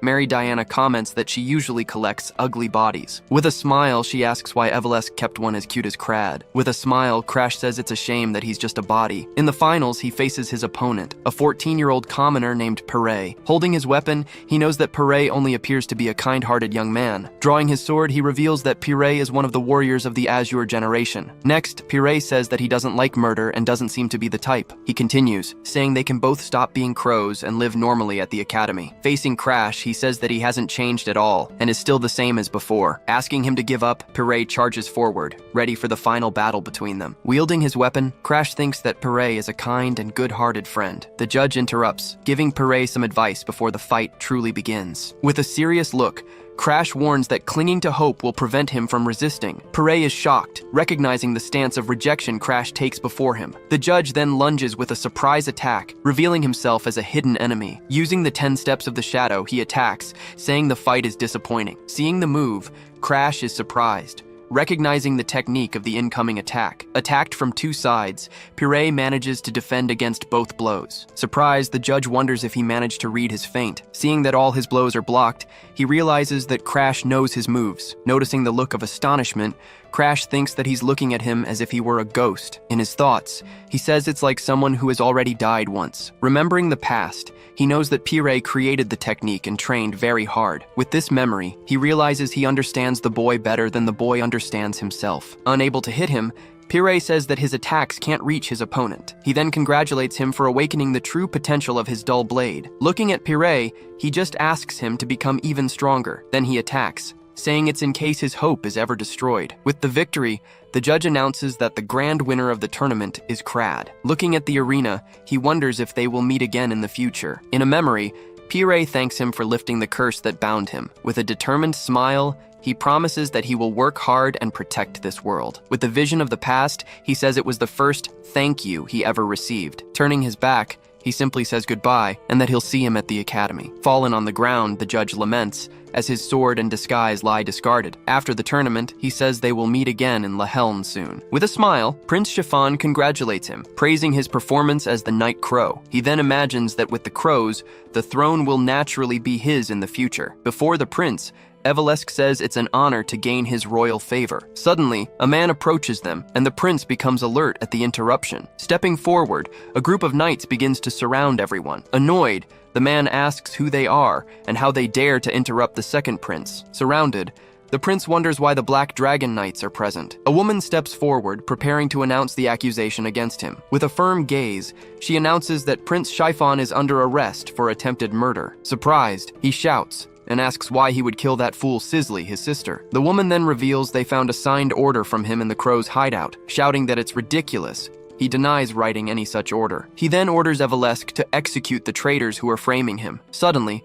a voice asks who exactly was killed in this whole situation. With the princess by her side, Sarah asks when exactly she was killed. Watching the scene unfold, Crash comments that this is all very strange. Not understanding anything, Mary Diana wonders how he was so convinced of her death. That night, Mary Diana ran desperately, realizing her premonition had come true. In another scene, she questions Sigrun about the loyalty of the spies they hired. Deciding to check for herself, she recalls that all of them had betrayed them. Then, she wonders who could be targeting Lady Sisley at that moment. With a bad feeling, a dark creature appears and surprises her in the hallway. Then a mysterious voice offers its immortal power in exchange for her life force. Confused, she realizes the crow's voice is speaking in her mind. Suddenly, an energy completely envelops her, making her scream uncontrollably. During the process, a strange, glowing mark appears inside her eye. Grabbing her face, she asks what that creature just did to her. Right after, an enemy with a spear appears right behind her in the hallway. Turning slowly, he stares at her and seems to question if she's the target. Before she could react, the enemy's spear pierces through Mary Diana's chest. Back in the present, she and Sigrun remember that this power saved her. In front of everyone, Sigrun orders the vice captain's arrest on suspicion of espionage. With a tense expression, The vice captain watches the situation unfold before her. Then Sigrun says she came with the knights thinking the two of them were dead. Giving the order, Sigrun tells Mary Diana to act and handle the situation right there. With a powerful blow, Mary Diana completely shatters the shield of the knight in front of her. Seeing the spear stop the attack, the vice captain wonders what is happening. In a flashback, she remembers the order she received to assassinate Princess Sigrun, but the clever princess figured everything out, completely ruining the traitor's plan. She then decides she needs to eliminate Sigrun, as she has become a major obstacle. Then she clutches the object in her hand, beginning to channel an unknown power. With a determined gaze, she loudly orders Evelesc to kill the princess. Suddenly, a pain hits her, and she loses control of her own ability. She then says she can't disobey the order that was engraved on her heart. Desperate, a figure emerges from her body as she screams for Crash's help. At that moment, Crash Valheim's hand appears and intercepts the ongoing attack. Clutching his chest, Crash prepares to intervene in the battle that has just begun. In desperation, she realizes the object on her chest has simply vanished. In a flashback, it's shown that the plan to eliminate the princess failed. Furthermore, the attempt to overthrow the second prince also came to nothing, and to make matters worse, she also lost Evelesk's heart in the midst of the confusion. Realizing everything went wrong, she is completely devastated by her total failure. But then, she decides she will kill the princess with her own hands right there. Seeing an opportunity, she prepares to attack while everyone is focused on Evelesk. Taking a step forward, she propels herself to begin her high-speed advance. With so much force in her push-off, the ground cracks completely under her feet. Using her ability, she charges toward the princess at an impressive speed. Getting very close, she readies her spear for the final blow against the young woman. But at the last second, Crash's weapon appears and blocks her attack. The tip of the spear stops inches from the target, halted by his defense. Surprised, Mary Diana and Sigrun see that it was Crash who appeared to protect them. Indignant, she asks how a mere corpse managed to stop her divine spear like that. With a smile, he says her mentality is still the same as ever. Completely shocked, she asks how he knows her, not understanding the situation. Seizing the opportunity, Lord Arthur shouts for his men to capture that person immediately. With a quick movement, his hand intercepts and throws the spear aside. Surrounded by guards, Mary Diana screams at them to let her go and return her weapon. Now immobilized, she realizes she made a terrible mistake by exposing herself like that. She then regrets interfering, even though the plan was already completely exposed. As she is taken away by the guards, she desperately screams for help from Sigrun and Arthur. Worried, Sigrun runs to Crash and asks if he's okay, but he says no. Covering his mouth, he says he barely managed to defend and is still far from being a master. He explains that he defended himself with the necklace, and Sigrun says the important thing is that he's safe. The princess then blushes, watching him from the corner of her eye with a slightly different gaze. Taking advantage of the confusion, Lord Arthur orders his men to search for other conspirators in the area. As he begins to sink into the ground, he warns Sisley to be careful of her siblings. Seeing him leave, she asks him to wait, but he says he's already used to it. Mary Diana questions his words, while he simply says goodbye and prepares to leave. With a downcast gaze, Sigrun laments that he left without giving her a chance to thank him. So she decides she will go after him at the academy to repay her debt. Elsewhere, Crash explains that his teleportation for people has certain limitations. Shortly after, he hands her the special orchid she asked for, saying it was a lot of work. Fulfilling his promise, he tosses the heart to Evelesk, who is quite surprised. She says he seems different from the invaders, leaving Crash confused by the term. The crow then explains that he used an erosion power to stop the attack. Because of this, Evelesk believed the story, thinking he was the same type as her. As he sits down, he is interrupted by the crow, who brings urgent news from his servant. Then, the crow warns that there seems to be a big problem with his fiancée Bianca. Confused by the news, Crash can only ask what's going on. The crow then explains that an assassin has invaded the mountains and his fiancée has disappeared. Hearing this,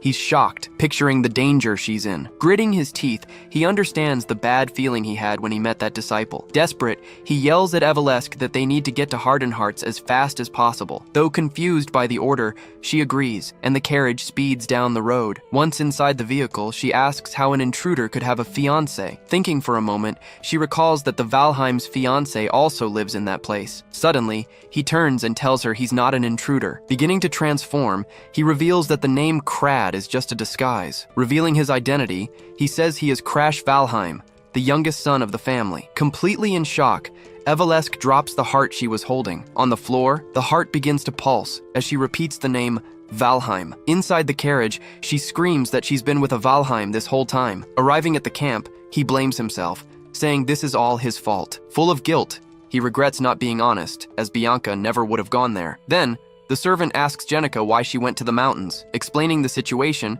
she says Bianca went alone and she followed her later. In a flashback, Jenica finds Bianca and tells her to go home right away. Looking at her sister, Bianca calls out to her, trying to talk a little longer. Right after, she defends Crash, stating he's not a failure like they say. Jenica then questions why she came, but Bianca says she can do whatever she wants. Afterward, she says she's going to deliver the fungus and tells her sister to leave. It's revealed that her sister hates her, blaming her for their mother's death. Apologizing, Bianca says she'll be back as soon as she finds what she's looking for. After hearing her response, Jenica just watches her in silence, not knowing what to say. With a clenched fist, she laments that things shouldn't have happened that way. Suddenly, a shadowy figure attacks as a voice asks if it can join in. Startled by the attack, Jenica turns to see what was happening. In front of them, the assassin Berkman appears and greets the two young women with a smile. Asking who the intruder is, Jenica stares at the bodies of the guards on the ground. Then, a guard yells for them to run, but Berkman finishes him off without any trouble. With a malicious look, he turns towards the two frightened girls. Desperate, Jenica pulls her sister and yells for her to hurry and get away. Then the two start running through the snow as fast as they can together. Hiding, they see the villain asking where they are, just toying with them. Bianca then tells her sister she promised Crash she would deliver that special fungus, but Jenica replies that she doesn't want to die and doesn't care about the fiancé. Getting an idea, she says they can both use their artifacts to walk on the snow. She then explains that the crevice can be used to delay the enemy chasing them, but Berkman catches up to them and challenges them to try and escape the dangerous place. At the edge, Jenica apologizes, while Bianca asks if she's ready. Pointing to the other side, she announces they're both going to jump right there. Scared, Jenica warns they'll die, but Bianca says it's their only chance. Seeing the enemy approaching, Bianca tells her sister that now is the time. With a shove, Jenica throws Bianca toward the edge of the cliff. Berkman reaches out, completely shocked by the scene he just witnessed. At the edge, he shouts, asking if they're trying to kill themselves like that. Looking down, he sees they've fallen onto a ledge on the mountain. Finding the situation amusing, he jumps off the cliff to go after the girls. Bianca then asks Jenica to trust her, leaving her sister even more confused. Not understanding, Jenica asks her to wait, trying to process the dangerous situation. As the enemy grabs for her, Bianca shoves her sister away, ensuring her escape. Landing safely, Jenica desperately screams the name of the sister who was left behind. Devastated, she cries and laments Bianca's sacrifice, who gave herself up for her. Covering her face, she says that was the last thing she was able to see. She recounts that the search party said the snow must have cushioned the fall. Full of guilt, she regrets suggesting they go to the mountain's crevice zone. Looking at the fungus, she says they could have avoided all of this if she had just delivered it. The servant tries to calm her, saying that Lady Bianca is surely safe and sound. Understanding everything, Crash listens to the full account of what happened to his fiancée. Inside the tent, Jenica yells at the servant, saying it's already been a week. Desperate, she says that even if Bianca escaped, she couldn't have survived alone. She explains that her sister wouldn't have been able to endure it, as Bianca calls out for Crash. Unconscious in the forest, she whispers how much she wants to find him again. Opening her eyes, Bianca slowly wakes up after being passed out in the snow for a while. Realizing she dozed off again, she sits up, still very weak from the ordeal. She explains that her body is at its limit, surviving on nuts and the fungus. In a flashback, she recalls wandering aimlessly after she fell and found the fungus. Walking through the snow, she comes across a giant tree right in front of her. Holding the fungus, she explains that it radiates heat and she'll use it to endure. Using what she learned, she took shelter and treated her wounds to survive. Even so, she wonders how much longer she can last in these harsh conditions. Remembering the promise, Berkman suddenly appears behind her with a threatening look. With a smile, he says he's finally found her whereabouts in this forest. He then declares that the chase is finally over, and this is the end. Hungry, she turns and finds something buried in the snow nearby. Finding some nuts, she apologizes to the squirrels and takes a few to eat. Without her noticing, an axe is thrown with full force in her direction. Barely missing her, the weapon embeds itself in a tree right behind the girl. Looking back, she's startled by the sound, still holding the nuts in her hand. Suddenly, a giant explosion erupts in the distance of the snow-covered forest. The force of the impact throws her violently to the ground, sending her rolling through the snow. Still on the ground, she lifts her face, trying to understand what just happened. Standing in front of her, Berkman calls her strange for not being scared. He then complains that Valheim's fiancé gave him much more trouble than he expected. Grabbing her by the neck, he warns that she could have survived if she had cooperated. He then rips off her ornament,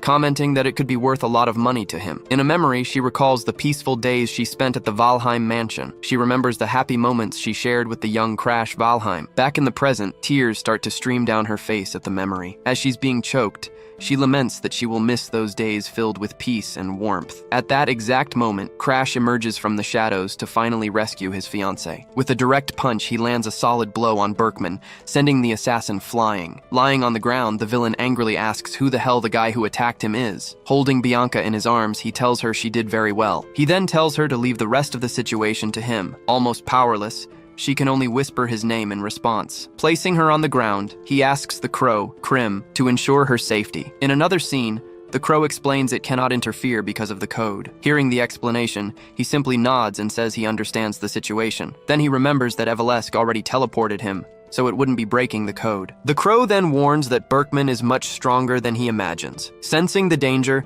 the crow questions if he's really sure he can win. Despite the warning, he states that it doesn't matter how strong the enemy is. Unleashing his power, he declares with conviction that he will be the winner of this fight. Sensing the energy, Berkman turns and asks who is interfering with his hunt. With a serious look, he simply orders the villain to return what he took. Confused, the assassin asks what he wants returned. Making the ornament appear, he says, "That belongs to my fiancé, Berkman." Seeing he was a Valheim, Berkman charges forward with a ferocious attack. Barely able to keep up, Crash realizes the enemy is a high-class specialist. With his sword pointed, Berkman says their ransom would be 10 times higher. The two then trade blows, with Berkman praising the young opponent's defense. The force of the impact throws him backward, sending him sliding far across the snow. At this, Berkman charges again, asking how long he can keep defending himself. Giving no quarter, he lands a direct blow on Crash's arm, yelling, "Got you!" The powerful attack sends Crash's sword flying, disarming the hero. After disarming him, Berkman announces that the fun is over, and this is the end. Suddenly, he realizes Crash has disappeared and asks where the boy went. Searching angrily, he shouts that he can still smell him and demands that he show himself. Coming from behind, Crash appears and prepares a swift and completely unexpected counterattack. With a precise blow, he lands a powerful punch right in the enemy's face. The force of the punch cracks his mask as he screams in pain. Facing his opponent, he realizes he'll need something stronger to win. Activating his new ability, Ignis, he prepares to continue the fight. Seeing his determination, Berkman questions what kind of opponent he truly is. In response, the villain activates an illusion technique to trap him there. Trapped in the attack, Crash looks confused as Berkman asks what he thinks. Then Berkman warns that he's going to test him to see if he can take it. Knowing about the rescue, he declares he'll end everything before help can arrive. Trapped in the illusion, he realizes his 5 senses are now completely distorted. It's revealed that the secret technique uses sound to scramble the opponent's senses. He recalls that his old self would have been helpless, but he's overcome this before. Using his sensory perception, he activates his 6th sense to counter the illusion. Even while resisting,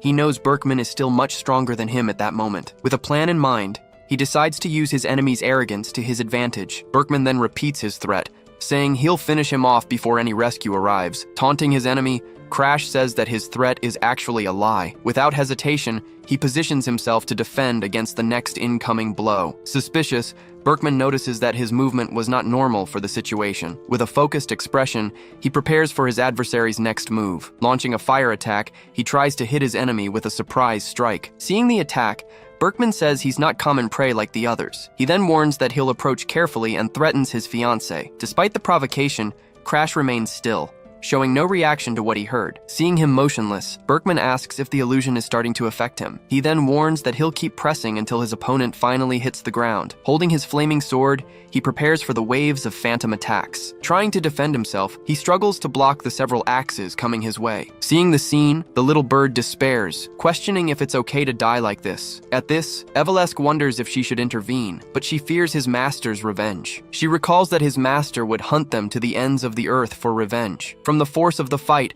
the ground shakes and a blow nearly hits the group, but the crow, Krim, continues to watch the fight from a distance, calm and attentive. Decided, Evalesk declares she can't just abandon the one who saved her like that. As the bird tries to fly, it's stopped by Krim, who tells it not to get involved. He explains that Crash chose to fight alone and bear the consequences. Asking for her trust, Krim tells her to believe in the guy who recovered her heart. Shouting from a distance, the bird says that if he dies, it will take his body back. Kneeling and exhausted, Crash realizes he's finally reaching his absolute limit. He explains that he used his 6th sense to read the attacks, but his power is running out. From that point on, he has to rely solely on his instincts to fight. One of the phantom axes suddenly vanishes into thin air right in front of him. Surprised, he realizes it was just a phantom, and Berkman appears behind him. Seeing him on the ground, the villain declares that this is the end of the line. Lying down and almost defeated, Crash stares at his enemy with a determined look. In a flashback, he remembers that he always knew his limitations as a fighter. With new determination,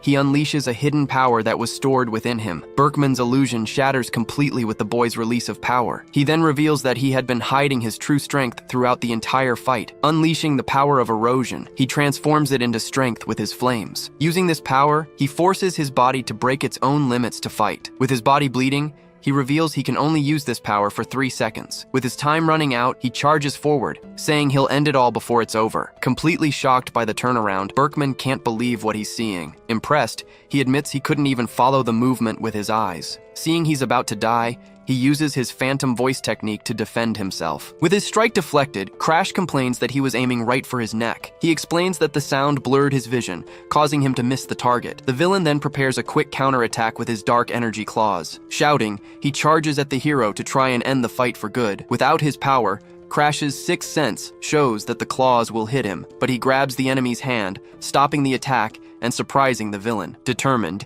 he refuses to die in this place and prepares his next move. Opening his eyes, he unleashes a new technique with even greater power. Seeing the scene, the birds watch in surprise at what is about to happen. The crow explains that he has reached a state of perfect union with his sword. Inside his mind, he executes the perfect movements for his new attack. With precision, he manages to find the weak point in his opponent's attack. Unleashing his power, a new energy sword forms in his hands. With a final look, he releases all of his power at once. Realizing his defeat, Berkman wonders if he really just lost this fight. With a devastating blow, Crash pierces through the enemy's body, ending the battle. Waking up suddenly, Bianca desperately screams Crash's name upon seeing him there. Elsewhere, a mysterious figure silently observes the outcome of the fight. Even in victory, he stands there, bleeding and heavily wounded from the combat. Kneeling in the snow, missing an arm, he pays the high cost of victory. After the fight, he stares at Berkman's body lying on the forest floor. Approaching him, the Crow Crim asks if he's satisfied with the outcome. With no strength left, he collapses in the snow, completely exhausted from the great battle. Lying on the ground,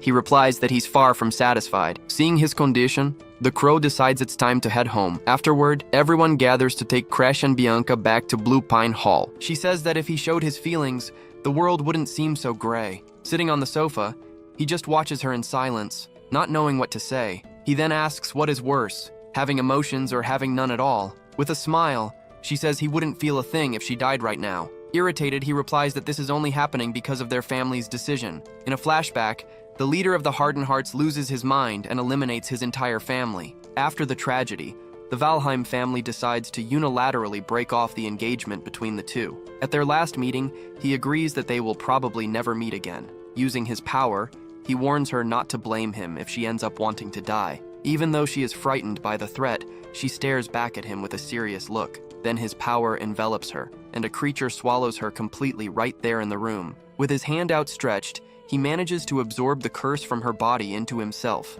He explains that he has already swallowed so many curses that the current one was cancelled instantly. After absorbing everything, he asks how she is feeling at that moment. Free from the curse, she says the world is cruel while her body transforms. Regaining her lost emotions, she simultaneously became a true monster. Moving to 3 years later, 2 soldiers in Hardened Hearts complain about the long war. Blaming the Imperials, one of them says it all started when the prince deserted. It was revealed that the Poison King drove the Lord mad, causing that entire tragedy. They then comment that the White Demon took his revenge and is now in hiding. Suddenly, an explosion occurs near them, and one of them complains about the mess. Amidst the smoke, Crash emerges, revealing himself to be in command of the supply base. Seeing him, the soldiers identify him as part of the Azure generation and advance with caution. Running through the snow, he complains that he used too many curses and cannot be healed. Having no other choice, he decides he will have to ask Bianca for help.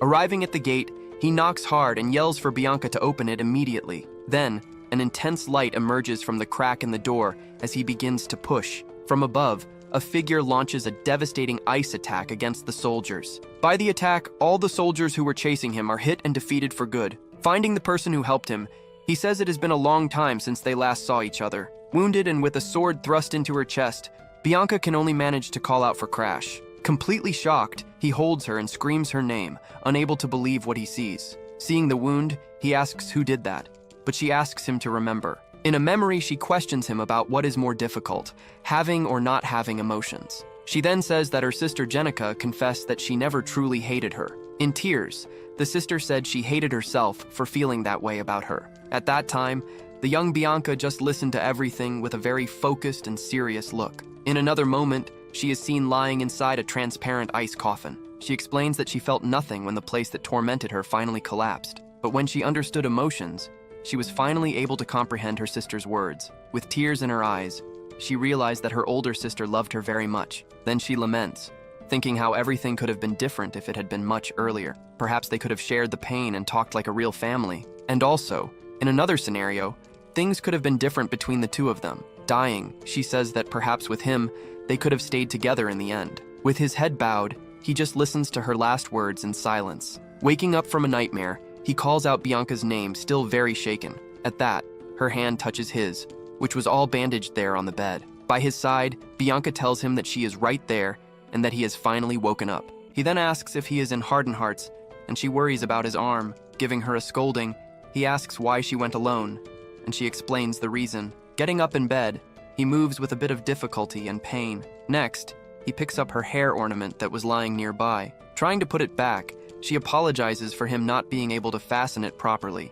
With a smile, he thanks her and says that now he can make the elixir he needed. Getting his attention, she prepares to say something very important to him. She then says that she has no emotions and feels nothing even though he is hurt. Placing her hand on her chest, she says she feels frustrated for being this way. In a memory, she wishes she could laugh and also be sad along with him. And she also wanted to be able to feel angry by his side whenever he was. Holding her hand, he says he doesn't want her emotions to be lost. With a slight smile on his face, he looks at her with great seriousness there. Telling him not to worry, she adjusts the bandage on his wrapped hand. Then, with a determined look, she asks him to bring her emotions back. Smiling, he replies that he already intended to do that even without her asking for anything. With her request, a new condition of his power is finally unlocked. It is then revealed that this was always his intention from the beginning. At that, he reaches out his bandaged hand toward her to hold her. With a gentle smile, he extends his hand toward her to embrace her. Pulling her close, he hugs her tightly right there on the bed. Held by him, tears begin to stream down her face without stopping. Holding her in his arms, he says that the world will no longer seem gray. Drying her face with a handkerchief, Bianca finally calms down after having cried. Lying in bed, he asks if she already feels a little better. Seeing her expressionless face, he hears a knock on the bedroom door. On the other side, a voice introduces itself as Jenica and asks for permission to enter. Giving her permission to come in, he sees Jenica stop in surprise at the bedroom door. Worried, Jenica asks about her eye, but Crash wants to know the reason for the visit. At that, she explains that she came to get her for lunch at her brother's request. Hearing the explanation, Crash just observes the situation in silence for a moment. Turning around, Jenica says she will take her leave and leaves him with Bianca. Believing in an apology, he then turns to talk to Bianca. He then warns her that she doesn't need to forgive her sister if she doesn't truly want to. Surprised by his words, Bianca stares at him with a slightly different look. Trying to say something, she suddenly covers her face with both hands. With a gentle touch, he pulls her hands away so he can see her face. Forcing a smile, she tells him that at that moment she is feeling happy. Nodding with a smile, he says he is on his way out and turns around. With his back turned, he calls for Evelesque, asking her to approach for a moment. Giving an order, he tells her to spy on what they are going to say to Bianca. Talking to Krim, he warns that he will destroy everything if they say anything unnecessary. At that, Krim questions if he thinks he can steal his immortality in that state. Telling him not to worry, Crash explains that a saint can heal him. It is then explained that the saints of the Holy Kingdom possess great divine power, but Krim doubts it, saying the Valheims wouldn't pay for a failure like him. Shocked by the answer, Krim asks if he really intends to replace the lost arm. Confirming the suspicion, he says that is exactly why he recruited that person. In another place, Evelesque says it is an easy task, but that he surprised her. Krim then accuses Crash of being a dark regressor, but he denies the intention. Later, Krim asks whose arm he intends to use for the transplant. Upon hearing the name Sword Demon, Krim is completely shocked by the revelation. It is revealed that he was a genius swordsman and his former direct subordinate. Furious, Krim shouts that he was the subordinate he raised with the most affection. Laughing, Crash asks if he doesn't want to make him stronger like he did with the demon. With a serious look, Krim warns that he cares about all of his subordinates. With a smile, Crash says it will be easy to find the enemy's weakness. He explains that their master gets attached to subordinates before realizing it, and with the Saints on their side, they can torture them to find the location.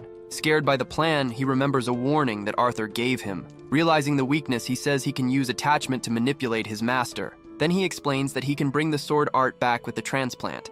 At that, Krim accuses him of being a smooth talker, and Crash asks if that's a no. Here is the translation for the next part of the story, with a line break after each period. With his back turned, Krim just tells him to wait for 2 full days and takes his leave. Thanking him, he says goodbye, but the crow complains about the use of his real name. Looking at his bandaged arm, he says that the arm problem is resolved. He then comments that he now needs to coordinate the stories with both families. Worried about Ariad, he remembers that the butler was exposed because of him. Lying in bed, he says that in the worst-case scenario, he will tell Ariad to ignore everything. Sniffing the air, Evalesque's rat senses that something bad is about to happen.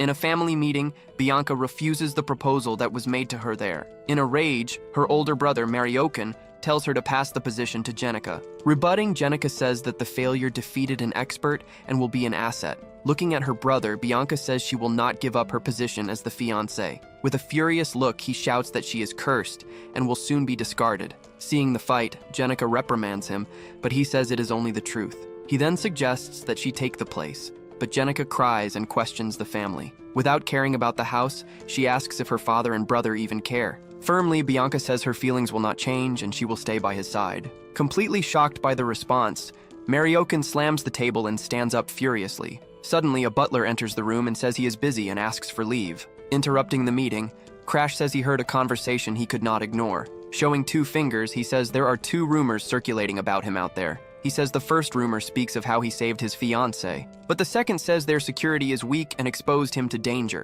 With a smile, he asks which of the 2 rumors is more convenient for them. Grinding his teeth, Mariokin asks what he really wants with that conversation. Bluntly, he says it is simple, and that they should let Bianca choose. Surprised, the older brother did not expect that response from her so suddenly. Embracing Bianca, he warns that he will not abandon her because of a curse. Seeing the scene, Mariokin agrees to entrust Bianca to his care and leaves. He then suggests a lie about his arm to benefit everyone there. Despite being suspicious, the 2 siblings agree to follow his plan for now. After Crash leaves, Jenica calls for her brother, wanting to talk to him. With a smile, she says Bianca has changed and suggests accelerating their wedding. Elsewhere, a hand with strange marks touches a mysterious ancient scroll. With its back turned, the mysterious figure calls out Crash's name, observing the situation from afar.